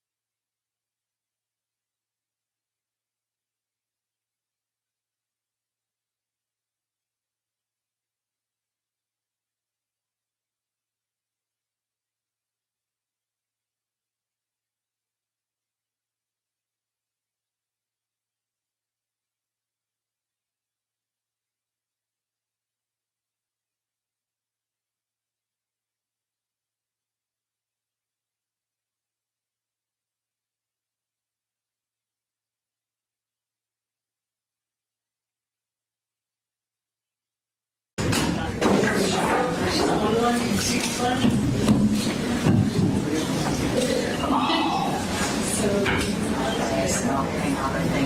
girl, Mr. Allen, you look pretty good, bro.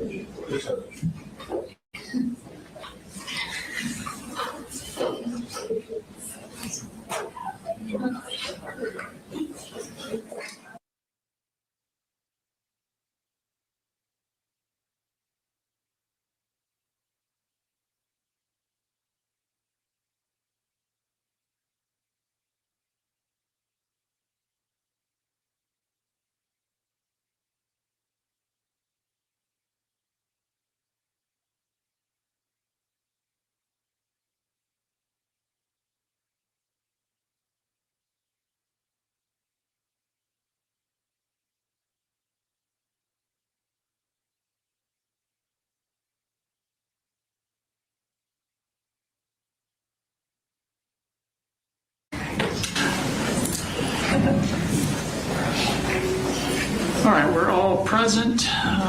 Go ahead, Ms. Brooks. Thank you, Your Honor.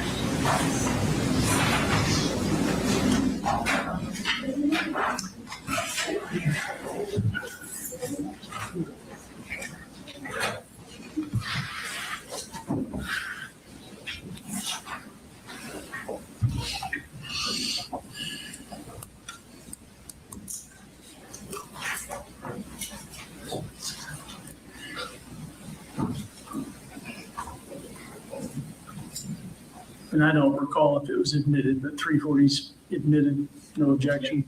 No objection, no objection. Can I introduce myself again? Okay, in case you forgot my name, okay? I'm the investigator Smith, I'm with the Bear County Sheriff's Office. What kind of question? I'm sorry, it's a little difficult to hear, Your Honor. I think we have it all the way up on our computer, so I don't think we can get it any louder. I have just given it almost all I've got. Okay. So I wanted to, I told you I'd be talking with you later. Doing that. Before I do again, because you are under arrest, you're going to do these rights, okay? Same thing as last time. Right? You have the right to remain silent. You're going to say, you're going to use things you're going to law. You have the right to talk to a lawyer, and so you're going to do what you do well. You know, for how long you can do it, when you represent you, if you have a question, you do it. Anytime, it's right. There's any questions. So, you know, changing your life, that's fine. Having your rights in mind. You have to keep that.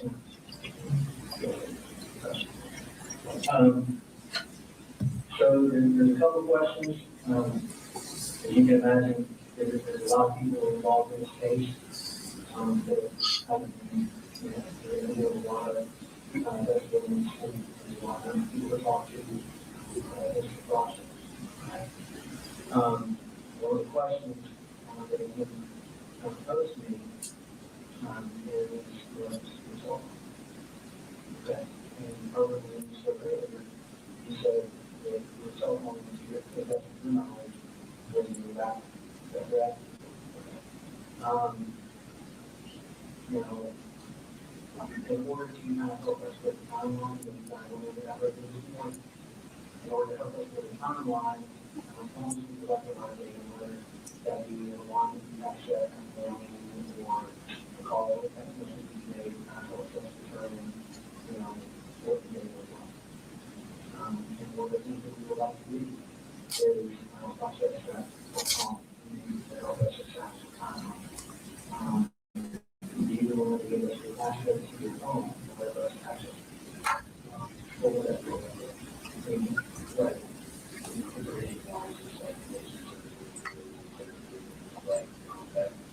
Yeah, again, like I told you, it helps us establish a timeline, how the things that are going on, you know, things that how you guys in text messages and conferences are handling about the way you reveal, I'll do my best.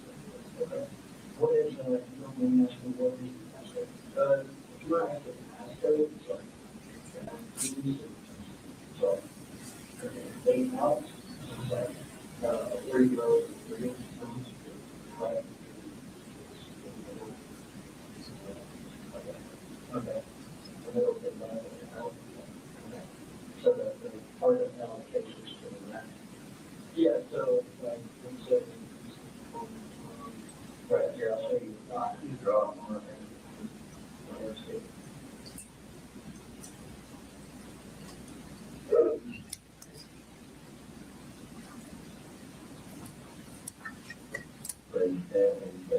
closer to, Josh, I think you just go on there and set that there.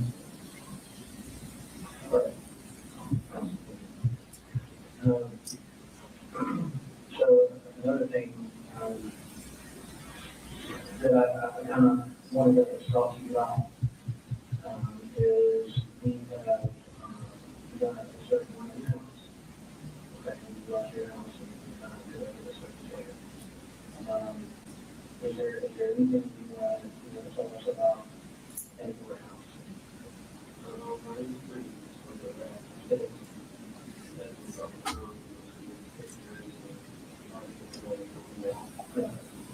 You say mid, is that Nicholas Rivers? And why do you have this picture of him?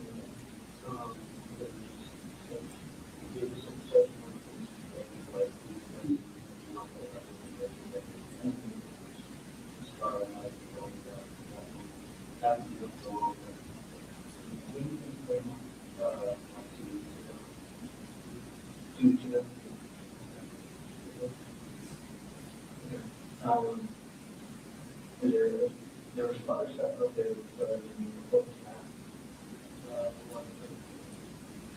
There was some writing.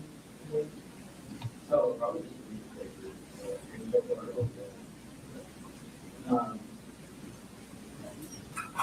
and you mentioned to me earlier, you were telling me you found in the chest again. Yes, sir, but also it's speaking of I guess because of the way that like stuff is going on that or like getting there. Okay, yeah. Tell me a little bit more about why you want to maybe be a little bit better. Well, like I said earlier, I don't do crimes, serial killer, you know, never got, that happened, and so a lot of trials, there's a lot of objects, and stuff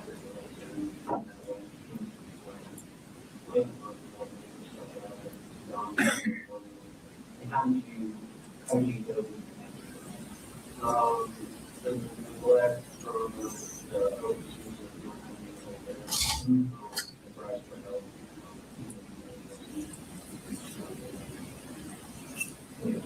Have you tried for help with $1 minimum wage? Yes. Even online, and then when my parents, took a while with my dad, I think realize, go, just getting stuff like that.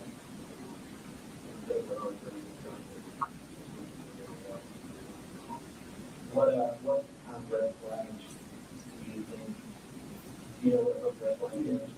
What was red flag? What flag is what you have? Do you think that would convert the red flags if people mix with you? Honestly. Okay.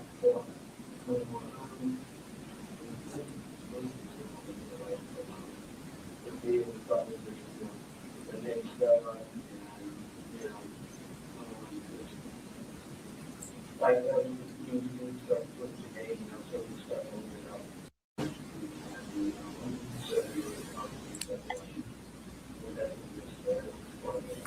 I feel like the treatment wise, that's been so on for a while.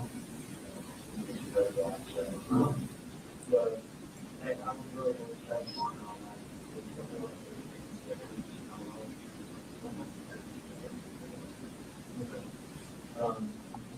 Sometimes in cases like these, where there's shootings or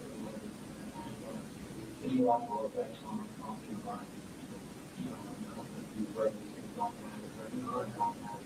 What if you're on how shortly after this thing happened, there's a thing you said earlier today, and then you kind of walked over a little bit, the timeline of being that, and you said, you were telling me that you hadn't slept in the last day.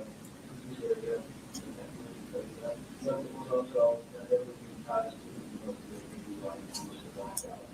So, like, maybe that's something. What if you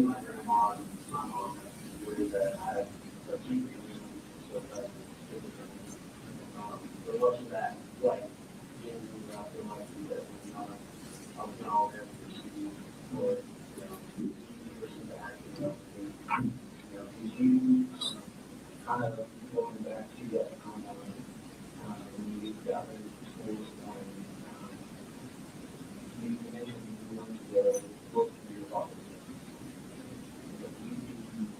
When the time we talked this morning, and now we were really, when you go directly, really closely, I mean, you know, like at that point, it was just so, like, it was, I don't know, over and still, sorry, you know, like, you kind of see the process and go through yourself, and that part was really, I definitely got an employee, I know it's full time boss, but I know it was some type of boss that would go out there, got it.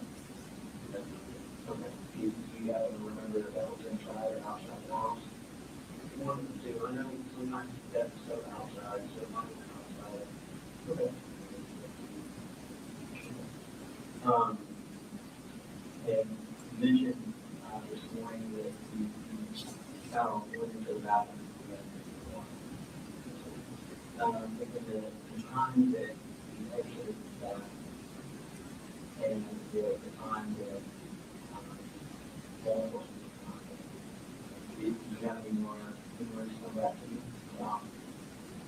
Barely, like I said, most of the ones I've been to already, mostly like, you know, there's so much that it's all that moves, like even in natural, I'm going to be like, like that, of course, like I do, like, all I always remember is just hearing, you know, yelling, obviously, from the police, you know, down the hall, and I knew there was going, smell like gunpowder.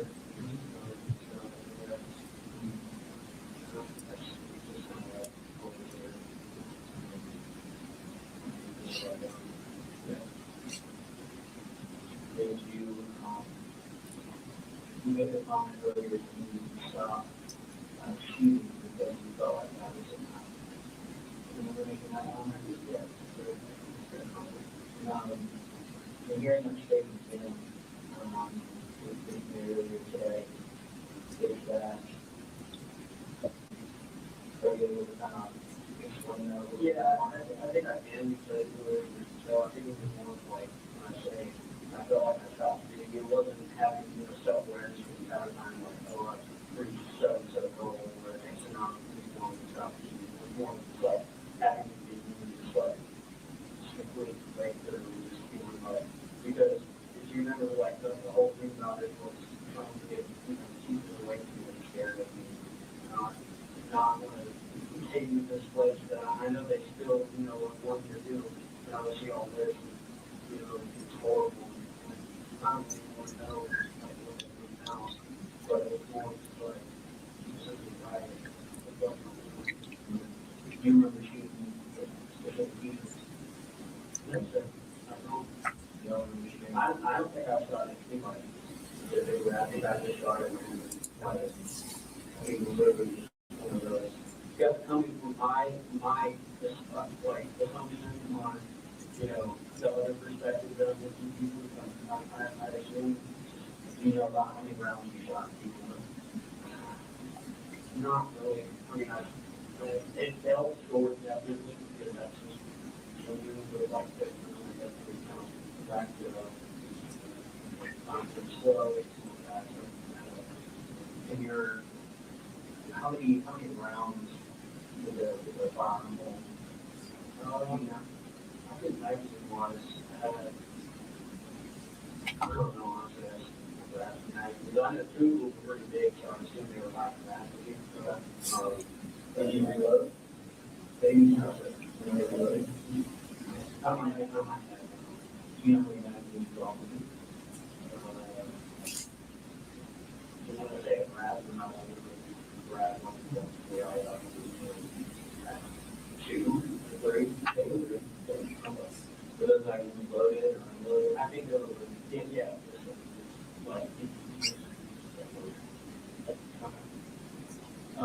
when you say you use this stuff, like that, you not Not usually, but we were planning on going to one this year, so we're already kind of, talking about that, so, we'll stuff up, step off here, and we we're gonna see if we can get one of that, at least break the 14th day home with this guy, so we got the all guys, and one night, whether you're bad, or you're not, loading that means, I guess, whatever you grab is the other part of the arm.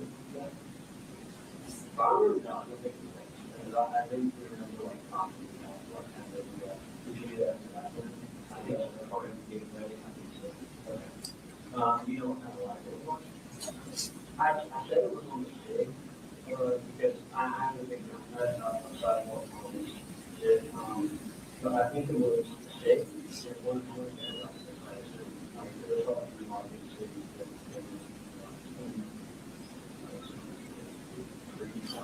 that my dad would do that thing on. Yeah, and you shot that before? You shot it. What were you guys? I can't remember the name, but I know it was how many times do you think you shot that? I mean, I've gone personally, I've gone through 200 rounds, like, hardly practice. Oh, we actually only been 3 times, and I think we brought up 3 times. Okay. Yeah, that's great. Have you ever shot any other rounds? He had 45. I think it's still, he had 45, but he's watching for a 9 here. We still have 40 outside. 45 here, half is great. What did you do though? No, I mean, I was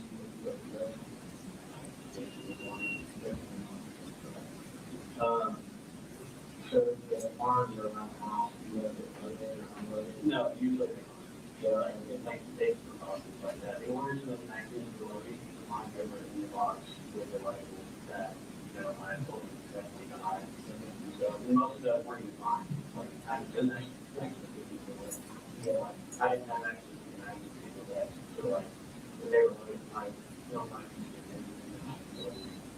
Okay. You mentioned the box. You describe the box to me. Black. I think that like the box. The little box. Kind of like, not hardwood. I don't know. It was like just kind of red. Okay. Was black in the middle. Yeah. As far as you mentioned earlier that you were shooting. Do you remember shooting at people? I do remember being on the ground looking back and seeing white bags, sitting in the body. So I can only assume that doing this, especially with the whole concept of like people being after that, I assume that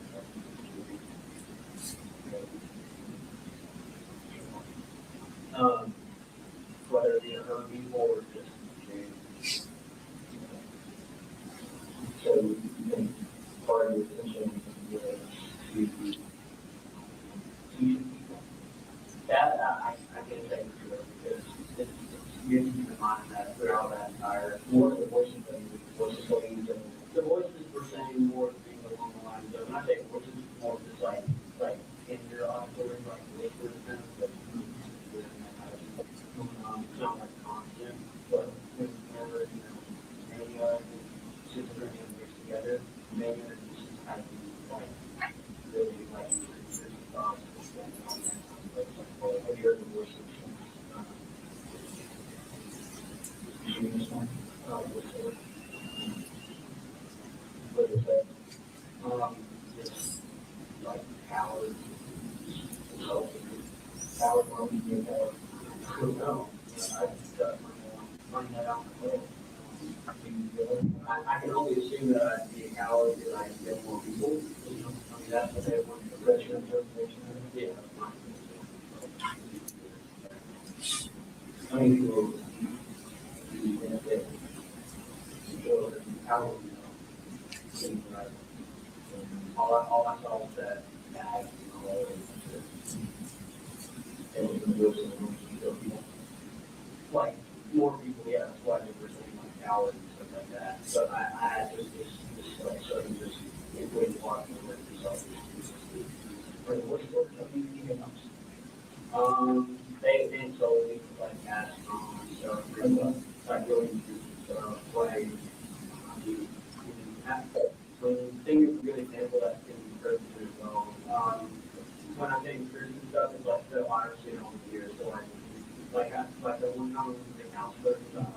you know, just want to help you, which is like, you can see something that you gonna hurt you as in the whole facility and how long they are for and stuff. Like, do they ever say anything that you agree with? Barely, you know, like, it's sometimes more just like insulting other people. So I guess what I'm trying to get at is, you not ever agree with the voices. I feel like it wasn't. Still like we did earlier, probably had to know.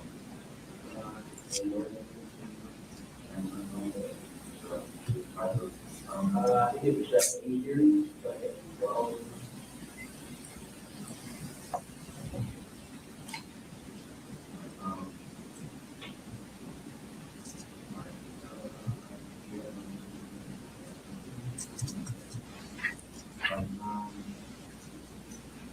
What the red flag said, kind of library was on that, when you guys come to the red flag.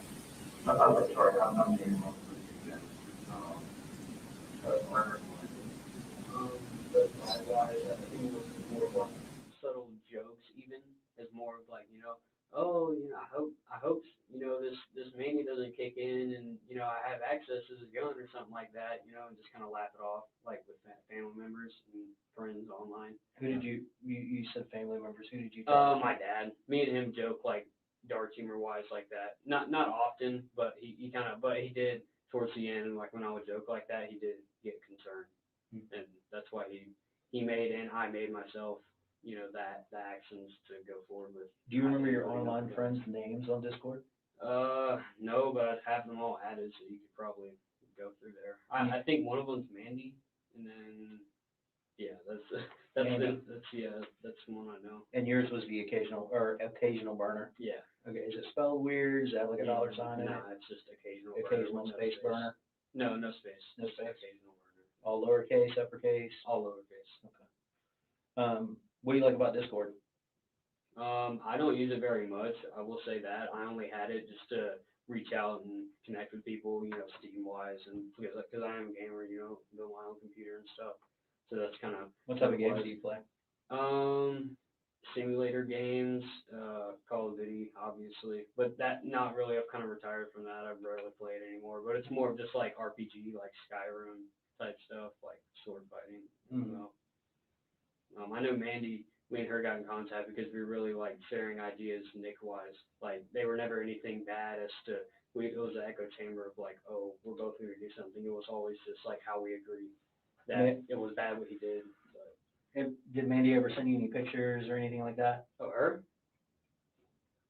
Mm-hmm. Oh, yeah. She did. Was she like your age, or how old was Mandy? 16, I think. She was 16. What did she like about Nick? Same thing really, like that I did, just like the emotional aspect of it, and you know, because she does get bullied a lot, so she related to his, you know, the part where he was getting bullied. Nick was bullied? Yeah. Okay. What kind of bullying did you experience? You said you didn't experience anything here. Yeah, but in middle school, it was just, like I mentioned, I was just like really in a bad headspace at that time, just depressed-wise, and anxiety, no medication. So like showing up to school with like a puff jacket and 2 hoodies on underneath, like, you know, in the dead of summer, you know, never wearing short sleeves, just being weird, like really just not, like somebody would try to talk to me and I just wouldn't talk back. Mm-hmm. So. Is that a decision that you made? Why didn't you want to talk back with them? Because I just couldn't think, like I was just so like socially just inept, like I just couldn't, like I couldn't even formulate really what to say. When did that begin? Early 7th grade. Early 7th grade? Yeah, because that was when my mom and stuff was like, you know, on the drugs, and her and my dad had just separated, so it kind of took a toll on mental health. Have you ever used drugs? Me? No, no sir. No, you never used them. You mentioned not being medicated. Was there ever a time that you were medicated? No, sir. Other than Zoloft, which I'm on now, which isn't even prescribed, but it definitely helps. And you get those pills from who? My mom, because she gets prescription for me. My grandma just sends them to me. But it's not in like a bad way because I genuinely do have really bad panic attacks and chronic anxiety. It's helped me a ton with actually going out and communicating. Okay. What's your grandma's name? Deborah Paul Hamus. Paul Hamus? Paul Hamus. Paul Hamus. Where's that name from? Is it like German or something? I don't know. It's just Paul Hamus. Okay. Is that the one that lives in Fitzgerald that your mom tied up? Yes, sir. Why'd your mom do that to her? I mentioned earlier to you that she wanted my grandma to drive her up to us, and God knows what she wanted to do, but my grandma denied, and so she did that in return. Okay, so your mom wanted your grandma to drive her up here. Yeah. And she said no, so she Yeah. taped her up to a chair. Yep. And she wasn't. What did you think about that? I hated it. She took a picture and everything. It sent it to all of us. It was, What'd you definitely say very in the traumatizing picture? experience. Nothing. It was just a picture of my grandma tied up, and she had been there for like a day, so she had like stains and stuff all on her pants. It was really nasty. It's sad to see. Yeah. The this Mandy girl online. How long have you been talking to her? Like 2 or 3 weeks. Okay, that's it. I think so. And I know that looks bad, leading up to these events, but as far as her influencing me, no, not at all. I'm not saying that. She was simply just a mutual online friend. Right, and you guys connected over Nick. So, what did she like about him? She just liked, I think it was more like the relation. She liked how he looked. She found him attractive, but it was more of like the relation, emotionally, that I think really made her like him.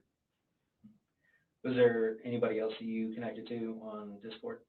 Not really. I mean, I had my sister added, Mandy, this other guy who I played Modern Warfare with, the COD game. He's really, really pushy, like, oh my God, I love you. He's a guy too. Does your computer have a password? Yeah, I think so. Would you mind sharing that with us? It's a Colt 2010 exclamation point. Okay. Write that down. Colt 2010 exclamation point? Yeah. Capital C. Yes, sir. Okay. Is that the only other device you have besides your phone? Is your tell me about your computer. What kind of computer is this? Just Windows. I built it myself. I used an MSI motherboard. I got an RTX graphics card. Usual RAM. Just the normal stuff like with computer. It's definitely expensive, but as far as like operating system, it's Windows 10. Is it good with games? Yeah. Not laggy at all? It's really good. Okay. Do you, other than playing, what other kind of simulation games do you play? I like Minecraft. I meant to mention that to you. I played Minecraft with my sister a lot. Do you? That's kind of been my main. Also like Red Dead Redemption 2, which is like a cowboy type game. Open world. Definitely like open world games. Okay. You ever play video games with your dad? No. I tried to get him to, but he just couldn't get the hang of it. And he's a lefty, so the controllers, They make lefty stuff. Yeah, they do. I should get him. He just wasn't into it. Yeah, I could tell he was just so caught up in being like, oh, I'm so bad at the game that he just kind of gave up. Okay. You don't have any tablets or anything like that? No, sir. No tablets? Yes, sir. Okay. Anything we need to be concerned about in your room? No, sir. Okay. Star projects, bomb-wise, no. Okay. You have anything else? So again, I'm new here, so kind of help me understand this right here. When you said that you were shooting at random, you were kind of like, I guess, having like a out of your mind experience, out of body experience or something? Yeah, that's what I mentioned to him, that it was in relation to that. For me, it wasn't directly looking down at myself or something while doing it, but it was more of just kind of like a psychosis stage of blackout, because that's an actual thing that people can have, and they just completely, just lose it. And then when they come back, they've done something horrible, such as this, or they've been subdued and admitted to a psych ward. I wanted to do very badly. Has something like this happened before, as far as blacking out? Not to this level, but it's definitely happened. I've said stuff to my dad, I would never say normally. Is that when you get mad? Not necessarily mad, but it's like the smallest things. I'll literally say the most messed up like shit. It's not necessarily him like triggering me like. So how are you, I guess, enlightened as to what you had done? What you did, like, how did you learn what you did? Like I mentioned to him that it was more of just like the reality of the situation. I was obviously on the floor for quite a while, so I kind of got the gist, and hearing police chatter and stuff like that, looking back and seeing like the bag, that kind of led me to the correlation that I had obviously heard people. Well, let's back up to the situation with your dad. Did your dad say, hey, what's going on here or something like that? Did he kind of say, hey, this is what you're doing? What do you mean this is The situation where you were saying things to your dad where you said you normally wouldn't say those things. Yeah, but it was more of on the lines like he knew I still had some part of me left that I would be able to control myself back. But to the degree that happened today, I don't think that he was necessarily prepared for, because it had never happened like to this level before with him at the house. So at what point did you just kind of, lose consciousness, so to speak?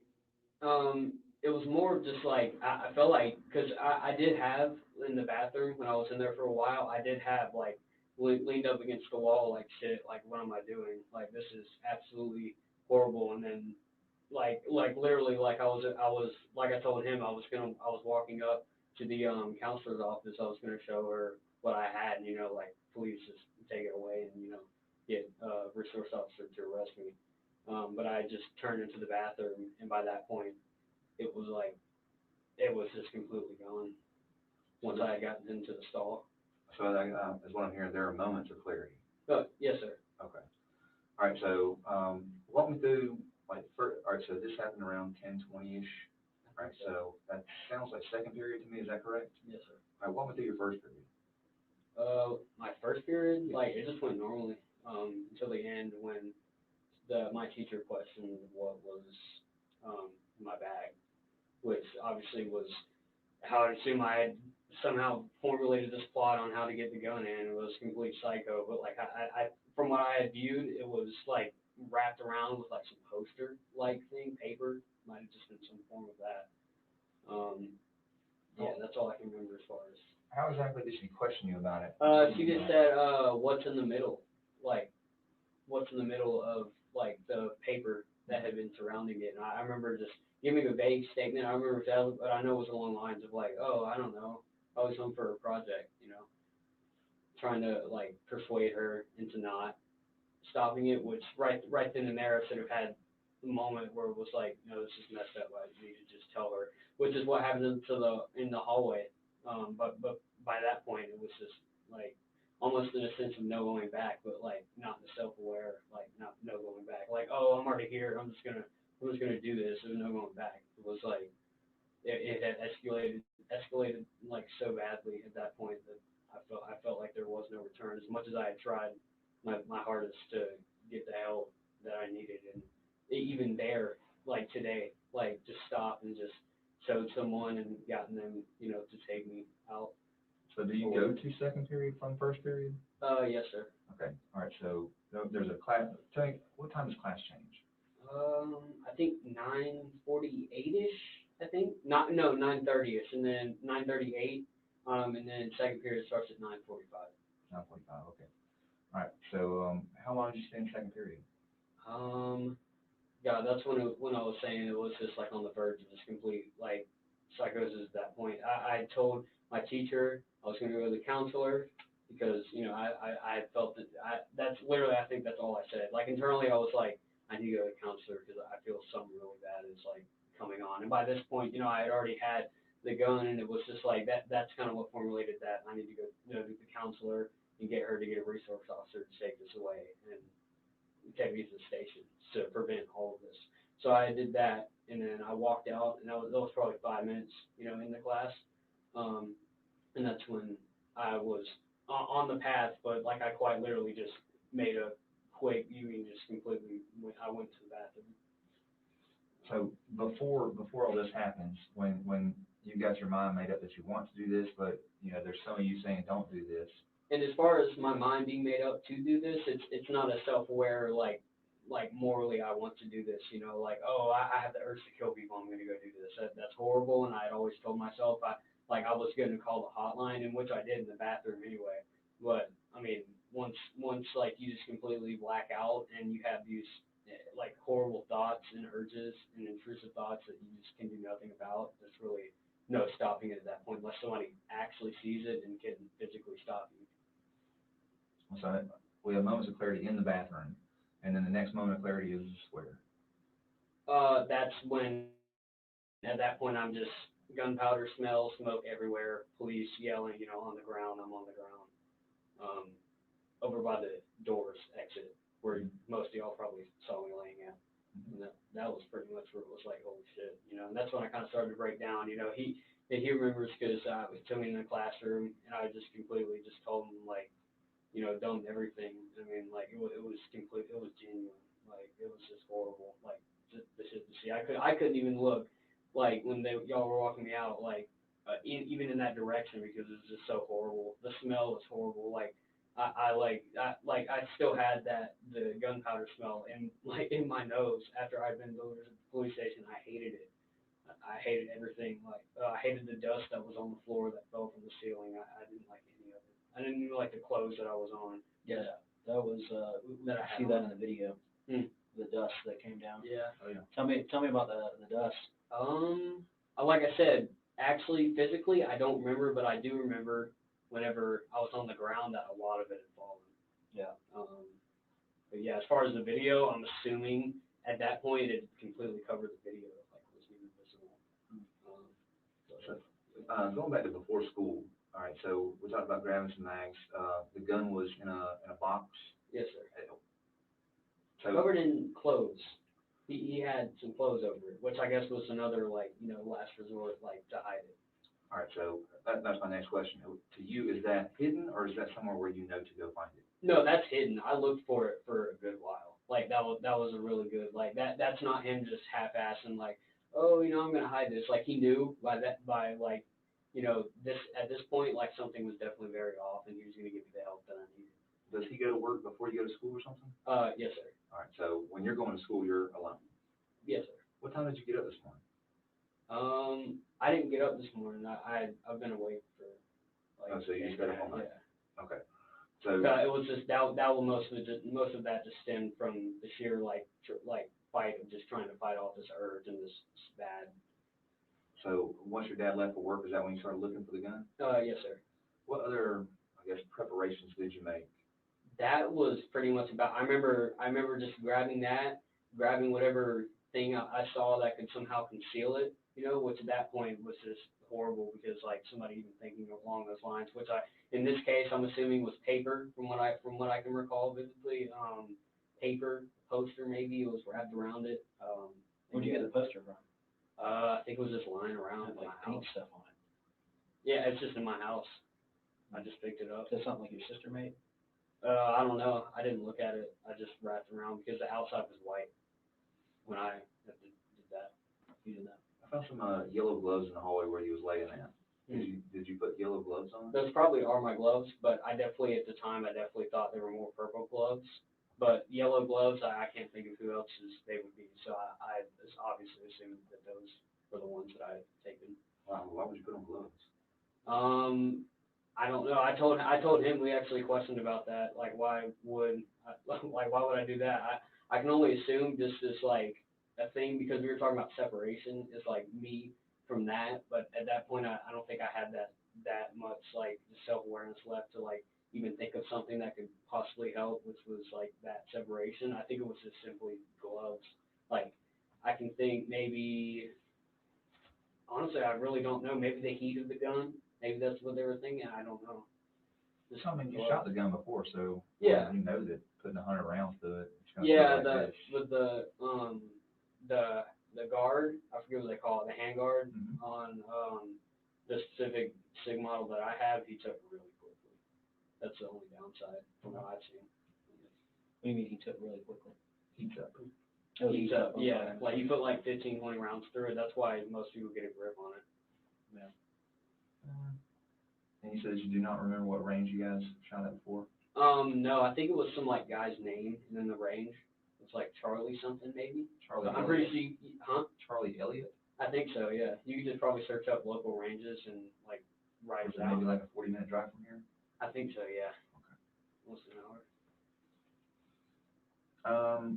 Your computer, what type, you said you played like COD and stuff like that on your computer? Yeah, COD, RPGs, MMOs, open world games. Is there anything else I need to know about your computer? No, that's pretty much about it. I mean, really, I only use that specifically for gaming. Like, all archiving stuff, like Nick pictures, I straight up just put that on my phone, which I can probably find my camera roll. But the computer in and of itself was usually just for music and gaming. Is there anything, so like, it's intact, it shouldn't be taken apart or anything like that, it should be just, you know, logged into? I'd assume so, but what I was talking to him about is that I do remember, you know, screws, and we talked about how, like, it popped, like, the likelihood of it being disassembled, because I remember it being on the floor. So the only reason I could assume it being on the floor is taking some part out of it. Remember, I just took a bunch of random parts out of it at that point, because at the time, like, and still, honestly, I thought that the teachers who had, like, connected with multiple people, they were inside of my computer. So at that point, it had kind of spiraled into, like, I got to do something about this. So I just set it down and just. How would the teachers get inside your computer? I don't know. I know they have some type of, like, technology, like they forward back to each other. I was thinking just like key logging, possibly, whatever I type. What's your attendance like, Colt?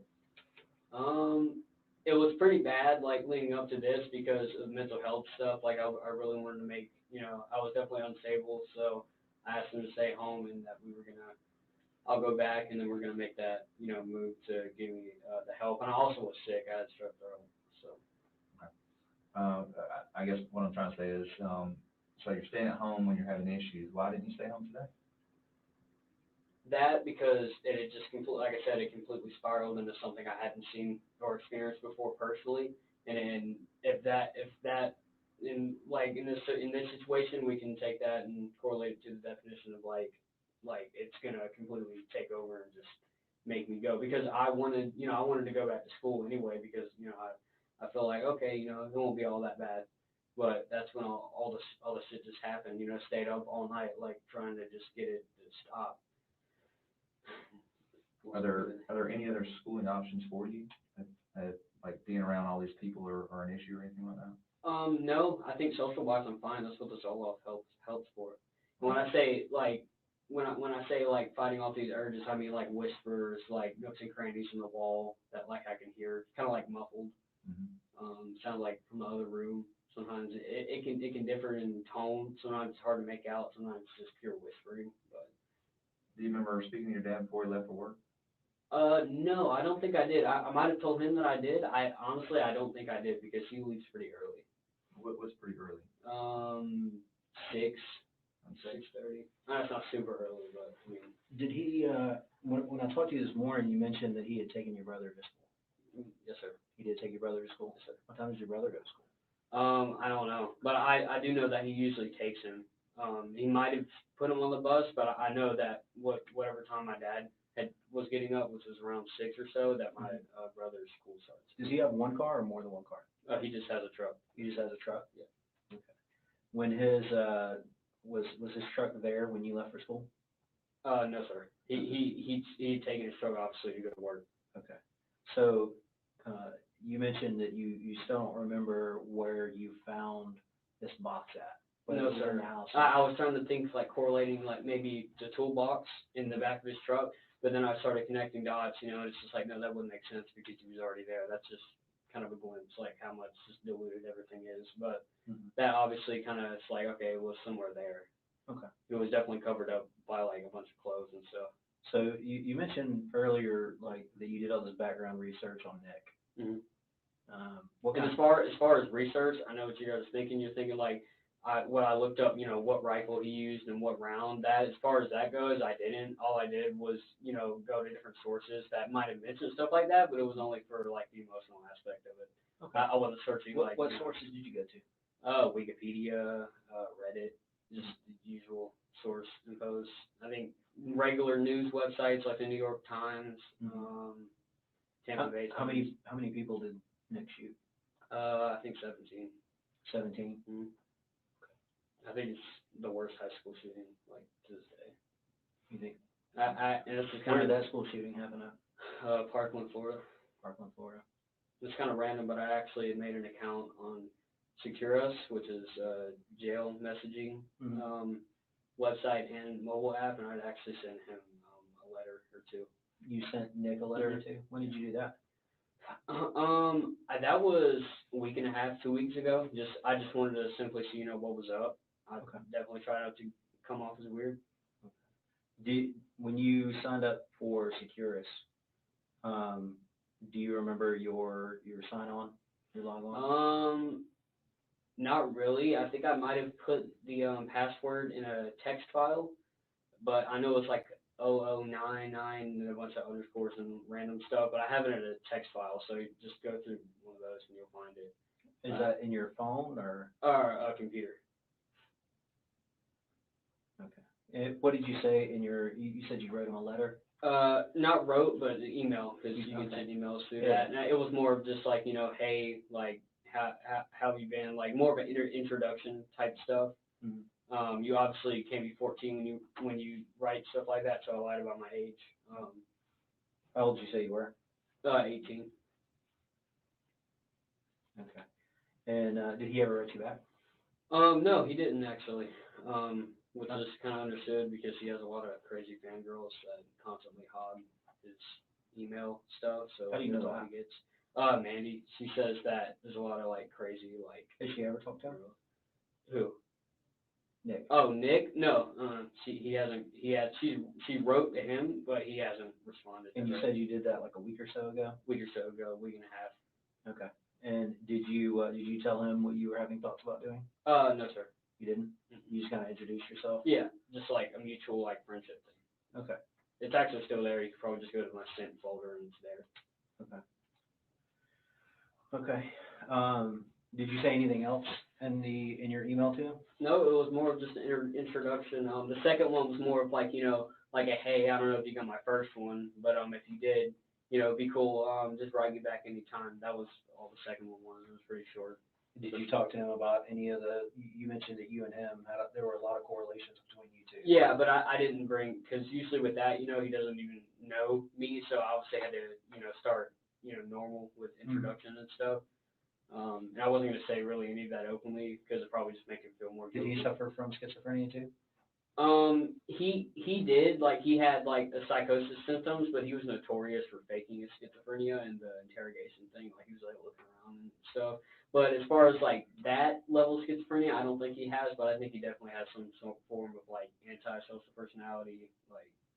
Why do you think he has that? Just him killing animals, threatening people, I mean. Have you ever killed an animal other than hunting? No, sir, not that I can remember. What animals have you killed hunting? Just a deer. It's actually on my wall. Is it? Yeah. Okay.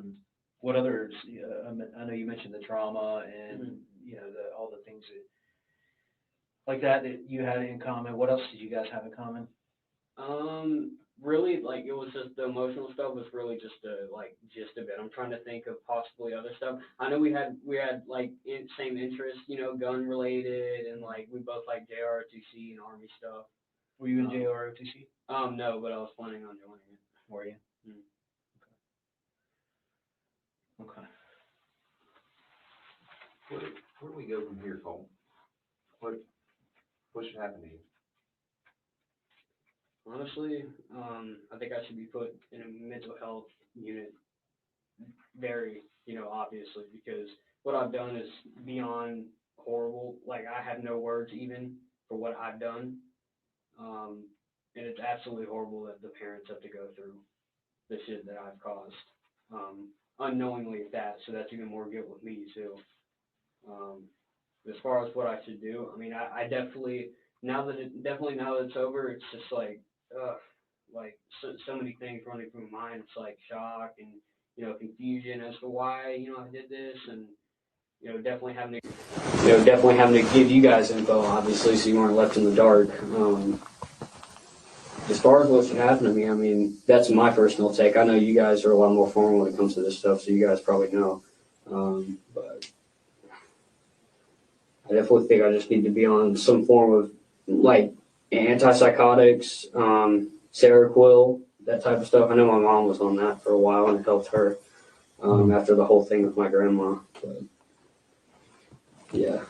Is that something that you've looked into in the past, though? Not really, but I know that's like a popular antipsychotic. I'll be right back. I'll be right back.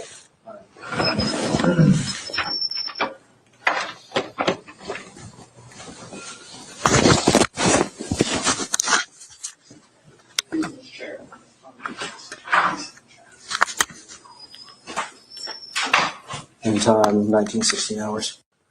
September 4th, 2024, time is 19:20 hours. Resuming interview with Colt Gray at the Criminal Investigations Division, Barrow County Sheriff's Office.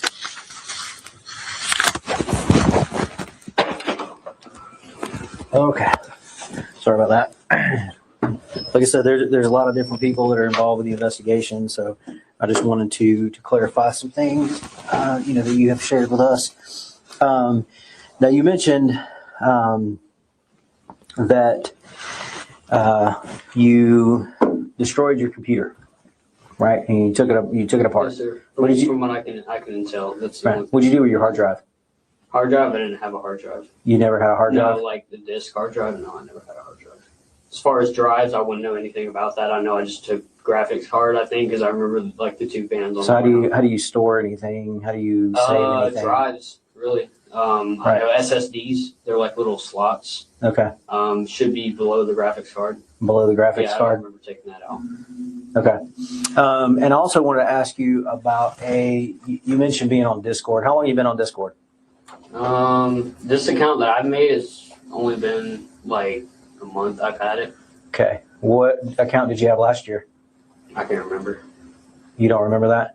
Specifically May of last year. I don't remember. You don't remember? I know I've had previous Discord accounts, but I don't remember like the Okay. name of it or anything. How many previous accounts do you think you've had? Like 4 or 5. Okay. Why do you keep making new ones? Just the paranoia. Like it really is not fun, computer wise, because constantly making new email accounts, thinking these people Yeah. are tracking them. Do you remember when I asked you if you had ever made any threats on Discord? Yes, sir. You remember your answer to me? No, sir. You don't remember? You told me that you hadn't. I hadn't made any threats. Yeah, that you had made comments about possibly wanting to shoot up the school, but your friend on there kind of talked you down from Yes, that. sir. Remember that? Okay. Well, last year. Last year, I remember this incident. Yeah. Okay, tell me about that incident. I was in a server that was revolved around true crime, and pretty much what happened was it got raided by like people. Raiding means like a bunch of people influx, whether it be bots or real people, and they spam stuff. And pretty much what they did, or at least from what I've had people tell me, like on that past account, which I can't remember their names anymore, but they told me that pretty much they were saying they were gonna like flash, like report us like to the FBI and stuff, for simply talking. What would they report you for? Me, I guess whatever else they would have, probably like planning to do something. Probably planning to do something. Yeah. I think you're right. You did plan to do something last year. It's foggy. It's foggy. Yeah. Yeah. You made a threat on Discord last May that you were going to shoot up a school.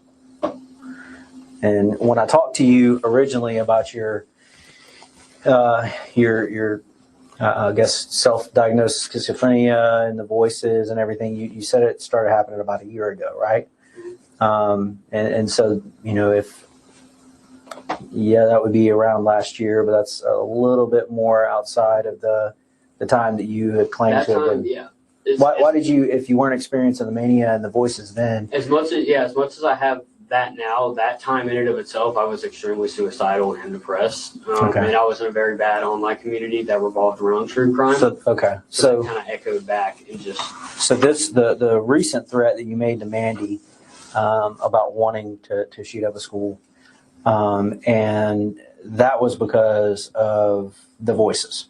But the one in May wasn't because of the voices. The one in May was because of depression. Yeah, not only that, but if you were listening, like the complete echo chamber of just like having that constant stuff feeding into an already unstable mind doesn't really mix well. Mm-hmm. And you know, I mean, I knew I wasn't gonna do it. Like it was more of just like I liked the attention because I had boasted about that, and you know, the attention I got, that was more. So it was also that correlated a lot. I think you're right about that. I think you did like the attention. How many times do you think you've, in the 4 or 5 Discord accounts that you've had, and do you have any other social media? Nothing I know of. You don't have a Facebook account? No, like as far as like chat, social media, no. I've never used those. Okay, no Instagram, Snapchat. Yeah, any account that I've had previously, it's probably wiped, deleted. Okay. But not recently, no. Why did you wipe and delete your accounts?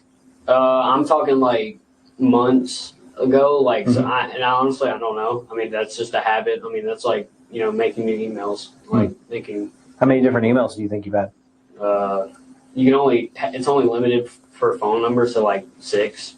Okay. What's your current email address? I have 3, I think. That you know of? Yeah. What are your 3 email addresses? They're at Gmail, but I know 2 of them I can't remember, but I know the other one was more of like a burner.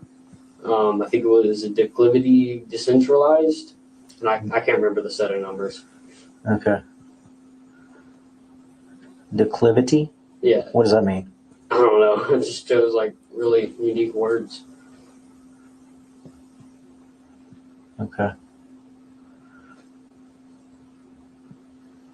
Now you mentioned that you hadn't made any friends here. You didn't talk to anyone at school? No, sir. I just kind of waited around. I eventually was because I was going to go out to clubs and stuff. I just kind of waited to see, kind of let the introduction happen. Okay. Did you, this girl that you were going to talk to, that you told me about earlier, do you remember her name? Who?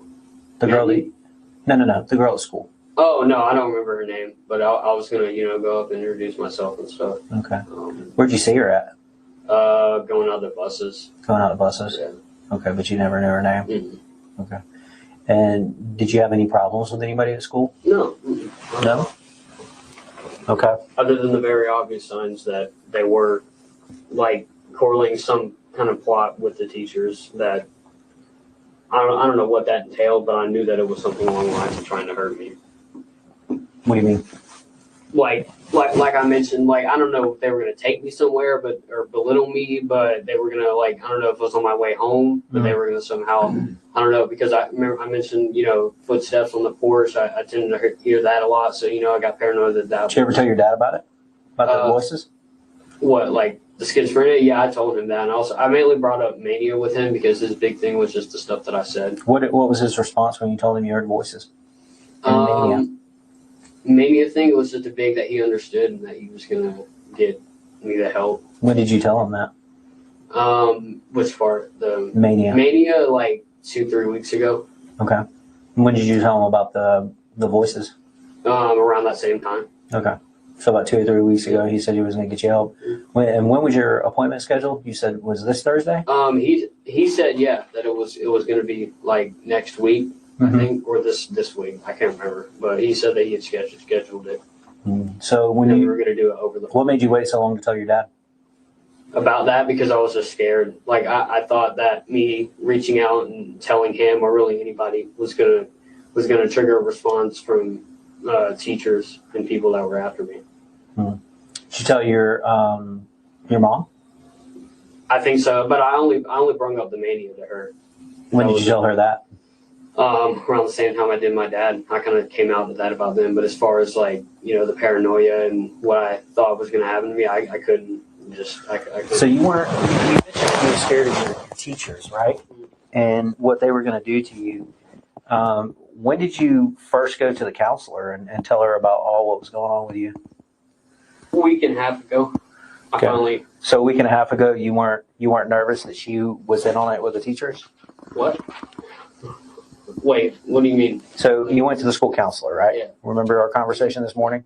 And you said that it was about a week and a half ago or so, whatever, that you went and talked to her. But that was like pure crisis. Like that's right.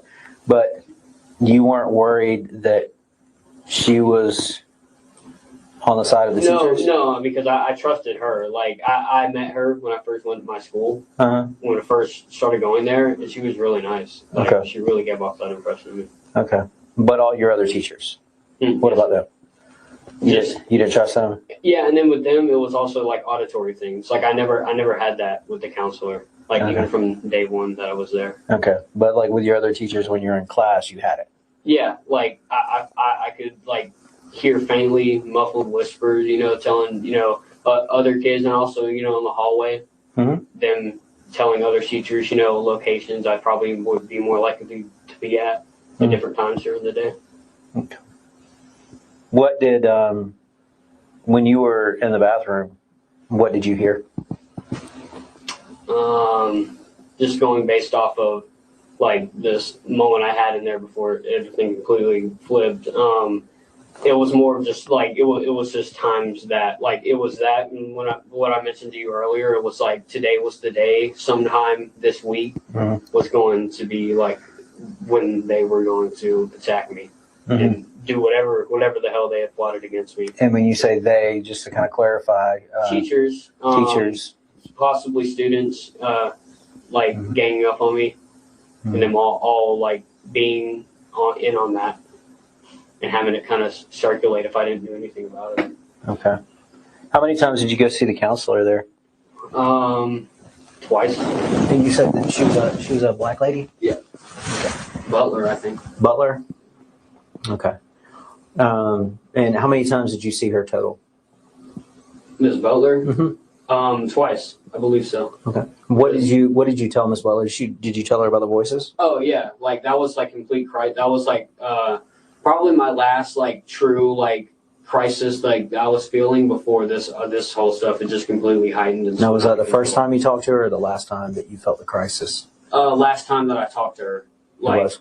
Yeah, but I had already been feeling that, but at that time it was kind of like the situation where it had been heightened, and I felt unsafe, so I went to her to talk to. I went to talk to her about it. What was her advice to you?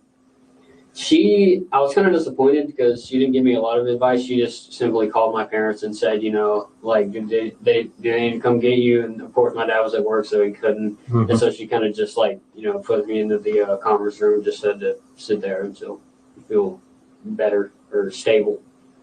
Did you feel better or stable? Yeah, eventually I calmed down because I do have that reluctance of like, affirming myself like, hey, it's okay. You're okay, and it also helped when other people did it.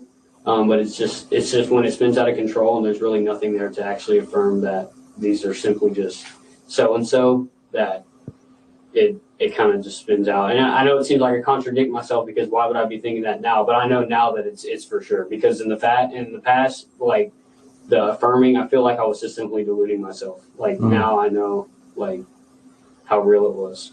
Okay. And so you were able to talk yourself down before, but you weren't able to this time. Yes, sir. What was different?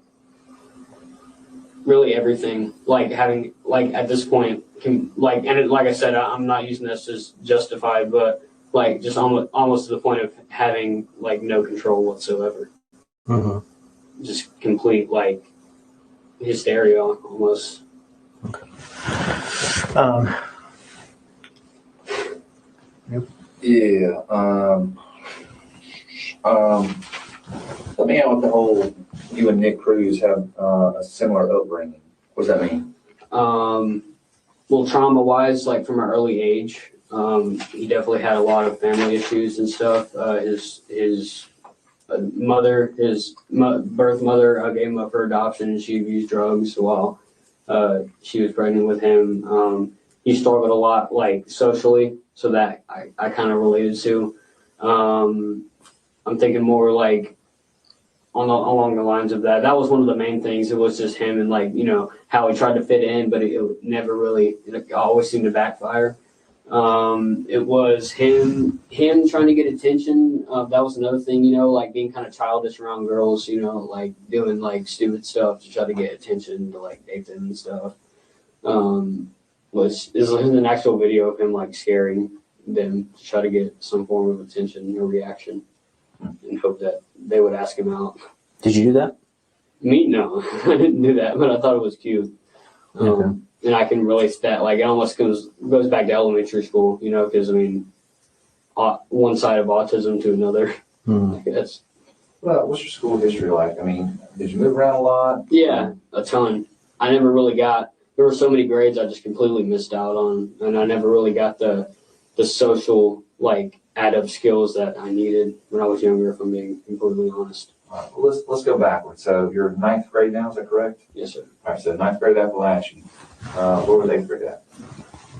Eighth grade, eighth grade, I started in Jefferson Middle School, but after that, the whole stuff with my mom happened, and we moved to our current house from Jefferson. Mhm. And so most of that was like spent, you know, going back and forth because my dad, you know, and my mom were kind of like both pulling strings, so it was hard to choose. So it was more of me just going like back and forth with them, like switching households and stuff. And I wanted to do homeschooled, but it was just like there was so much happening. I could only assume that it was just not really that important to them at the time. Where's back and forth to and from? My grandma's house, or no, my grandma, her grandma had her mom had a house that she had still owned after she passed away. So my mom was living there. Where's that at? Fitzgerald. So, and that's South Georgia, correct? Yeah. Okay. So you're back between Fitzgerald and where? Winder. So you're Or Bethlehem. To back be at more. your dad's house over there, Harrison Mill, I think it was. Okay. So all right, so your mom was in Jefferson, that's why you went to middle school there? That's why you started middle school in Yeah. eighth grade? Gotcha. All right, so seventh grade, where were you at? Seventh grade, I was at Jefferson Middle School. It's kind of the same situation. Like 90% of it, I was at Jefferson Middle School, but the beginning of it, I was at West Jackson. And then my entirety of sixth grade, I was at West Jackson also. And then fifth grade was Ben Hill Elementary. Ben Hill? Yeah. And the very late start was at Ben Hill also.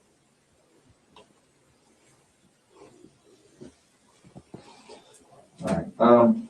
So what is your first period class? What subject is that? Intro to Software and Technology. Who's the teacher? I don't know her. I think it's Suzanne Harris, but it's S. Harris. So. She a nice lady? Yeah, she's nice. Who's your second period? And nice in a way that I can perceive it outside of, you know, the very glaring things that she's in on with the teacher. But what were you going to say? I was asking, what's your second period class? Second period is algebra, and that's Miss Greer. I don't know her first name.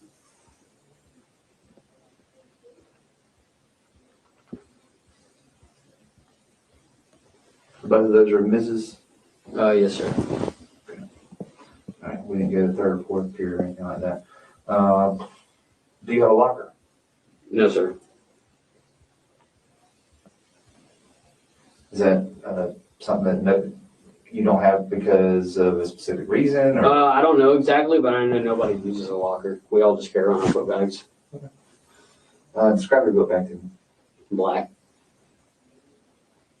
I think it's Sport something, the brand.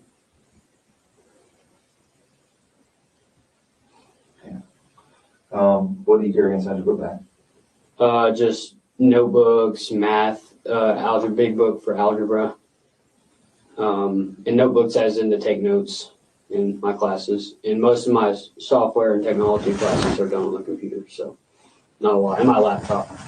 And your laptop's in your book bag also? I think it's at home.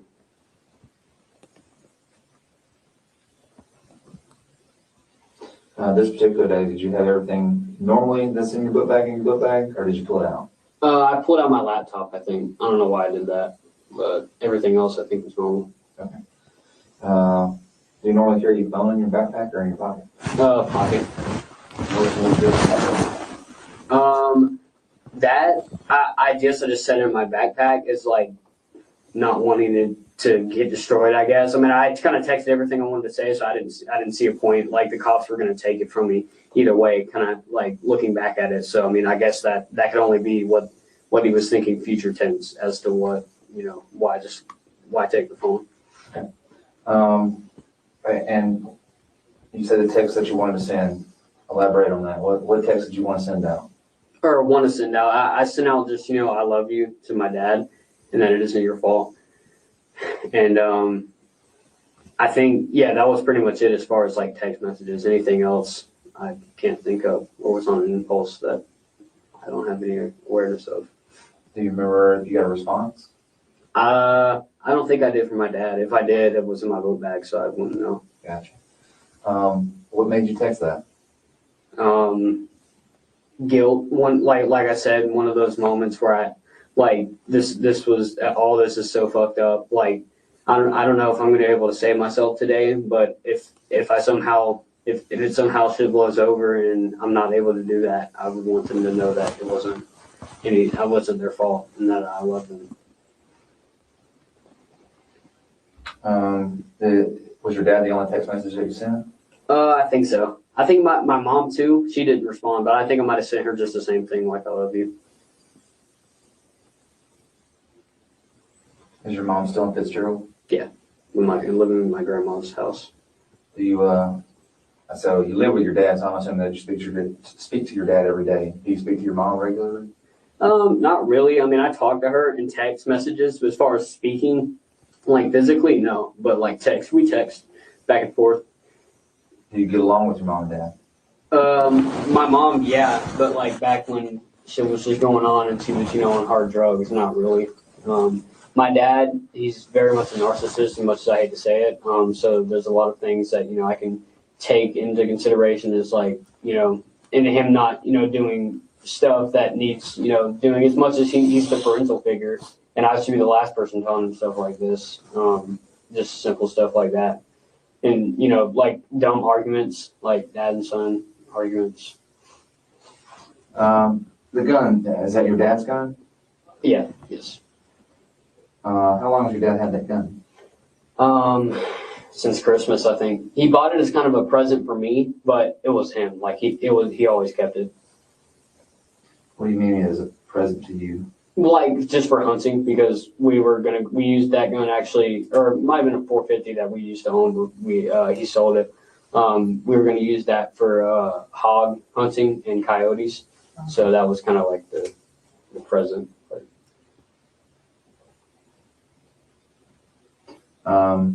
What other guns are in the house?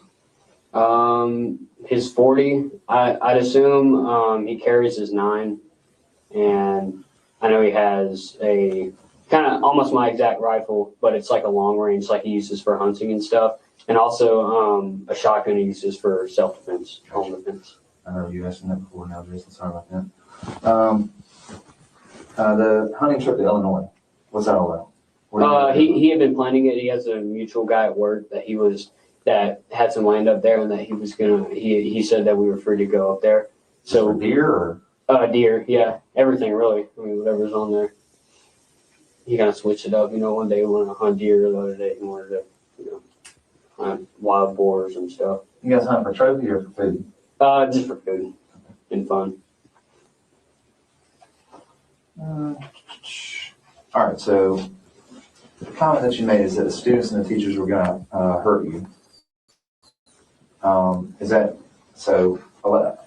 Again, elaborate again on it. For me, for my purposes, is that what the voices are telling you? Is that that is what that exactly like that statement is what I feel truly. I feel like that they are. I don't know who they're working with, but I know that they are mutually like agreeing with each other in secret and plotting something against me, formulating some kind of plan. And that I know for certain, and it's not paranoia or schizophrenia induced. Okay.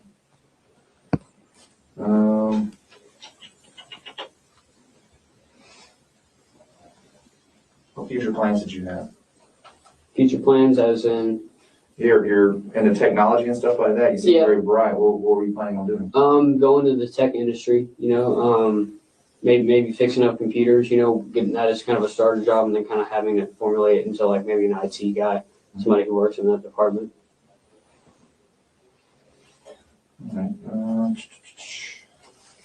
All right, and I think that we covered this before, that you think that after this is over with, you think that you should go to a mental hospital and yes, sir, for my safety and the safety of people around me. Okay. And I'm not saying that as in a cheap way out. I'm saying that as in genuinely, like until I can get on some form of medication. Aside from the very obvious, like, aside from the stuff that I told you that I feel truly and honestly, just the paranoia side of things and intrusive thoughts as to just hurting people. Yeah. Well, I mean, I guess, what are we gonna ask? All right, so if we ask the people that you hurt their families, what are they gonna want to happen? That's why I feel like it's very hard for them to perceive, especially from my end, because I can understand that trauma that they're going through in the loss of a child, if there is any. And it's really definitely hard because, especially with my end, with things, it definitely would be hard to come up with some sort of like something you could tell them that could truly get across that I feel like the teachers were after me. And as far as them at that point, I really had no control over, and that's just like sounds like such a shitty way to get out of any situation, and have guilt against you. Oh, you just didn't have control. But with me, I genuinely I just have gone for so long unmedicated that it's just formulated into just something that just isn't me. Further, when you said after the event was over with and everything is kind of settled and then you're starting to smell the smoke and stuff like that, that's when you're starting to come back. Yes, so to speak. That's when your clarity is coming back. I had a train of thought right there. I totally lost me. And after that, another thing that contributes is the self-realization that, I've done what has been egging me on, what, whispers, muffled voices have been telling me to do for so long. And after that, there's no more urge to get rid of them. I've at that point, according to them, I've achieved it, scaring away the teachers. So at that point, there's really no other like, oh, you need to do so-and-so. So that definitely contributes to having that self-awareness. Unless you said they were calling you a coward. After that, yes, they were. That's where I was going with that. You remind me. Thank you. So what do you mean is they were calling me a coward? So did the voices stop and you don't feel any need? They definitely continue but at this point, cops surrounding me, in shackles, at that point, that's kind of just morally, naturally, that there's, you're obviously not going to just pick up the gun and start shooting again. But, that I feel like that was, I feel like anybody from the outside looking in could see that would probably were to somehow stop, oh, you coward, you didn't kill more people. Oh, you're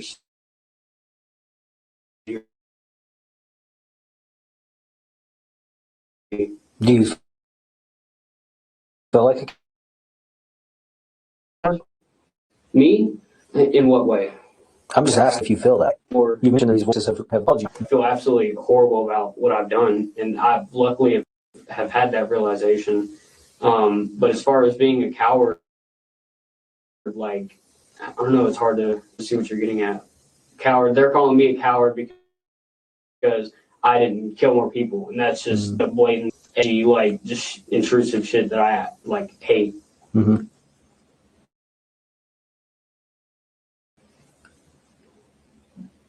It's cringe as it sounds. I'm pretty much contained in shackles, and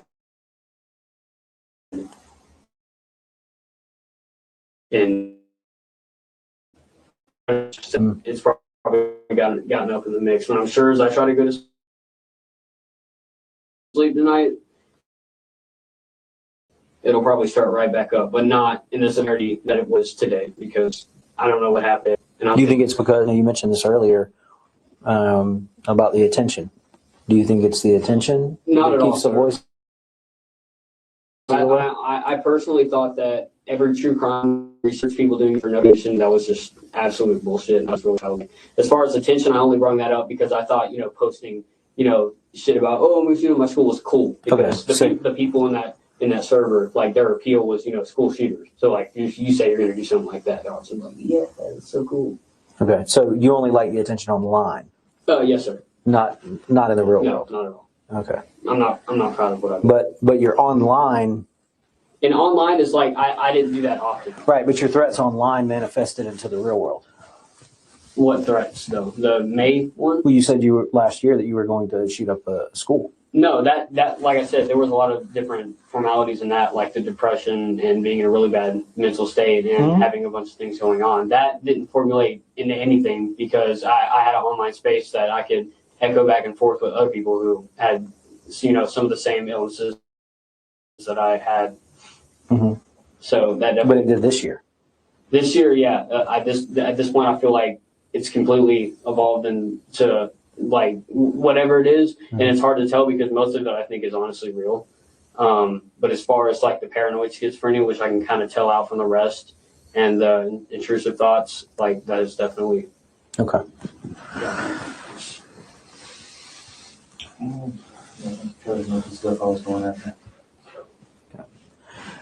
So I told you earlier that, I explained to you that you were under arrest.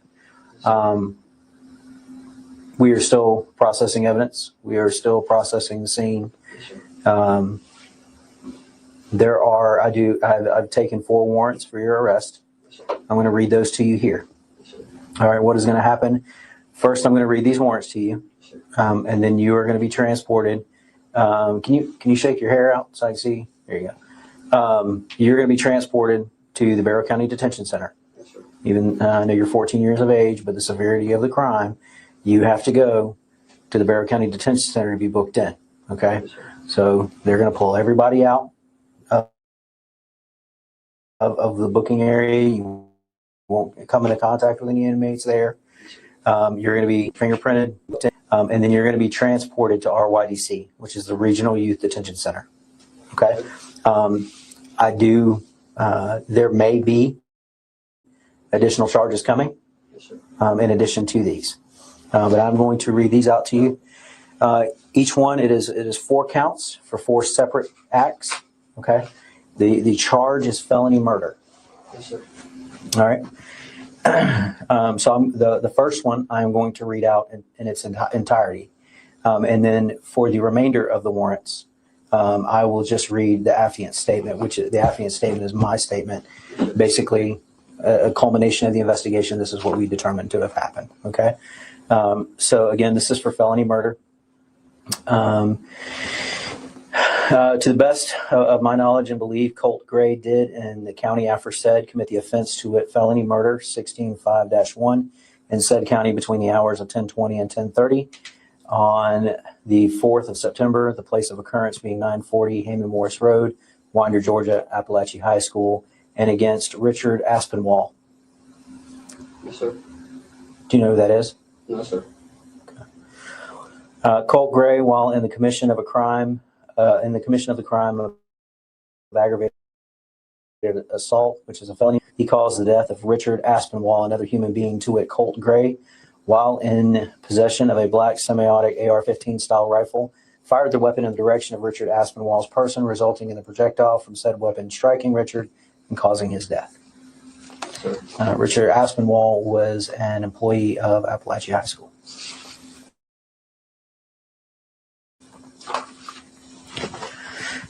For the remainder of this, I'm just going to read.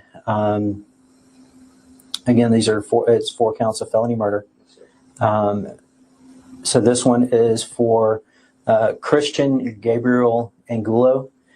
Colt Gray, while in the commission of a crime of aggravated assault, a felony death of Christian Gabriel Angulo, another human being, to wit Colt Gray, while in possession of a black semi-automatic AR-15 style rifle, fired the weapon in the direction of Christian person, resulting in the projectile from said weapon striking Christian and causing his death. Christian was a student of Apalachee High School. The next warrant is for Anna Christina Remy.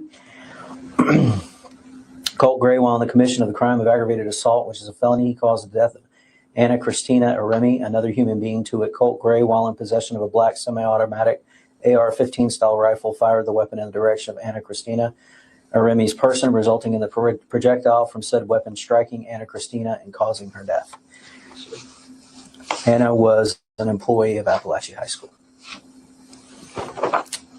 This next warrant for felony murder is for Mason Alexander Schermerhorn.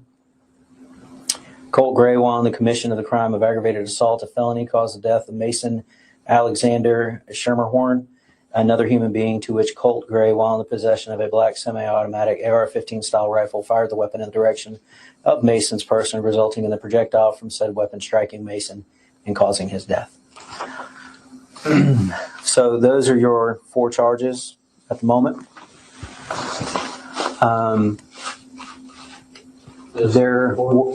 My condolences, truly.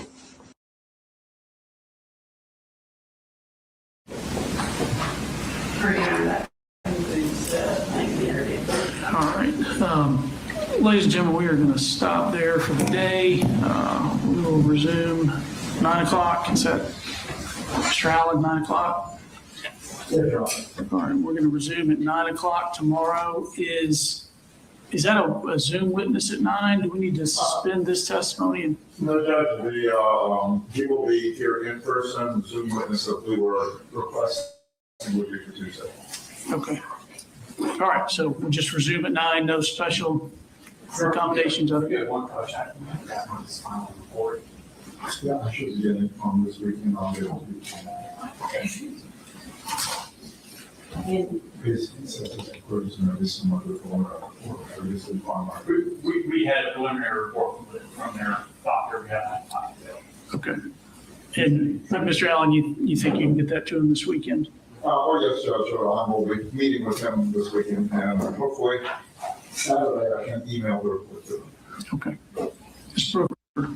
I was gonna say, that was my final question for investigators, no, Mr. Allen indicated his cross-examination, but do you know approximately how late that will be just for planning purposes? Probably in an hour.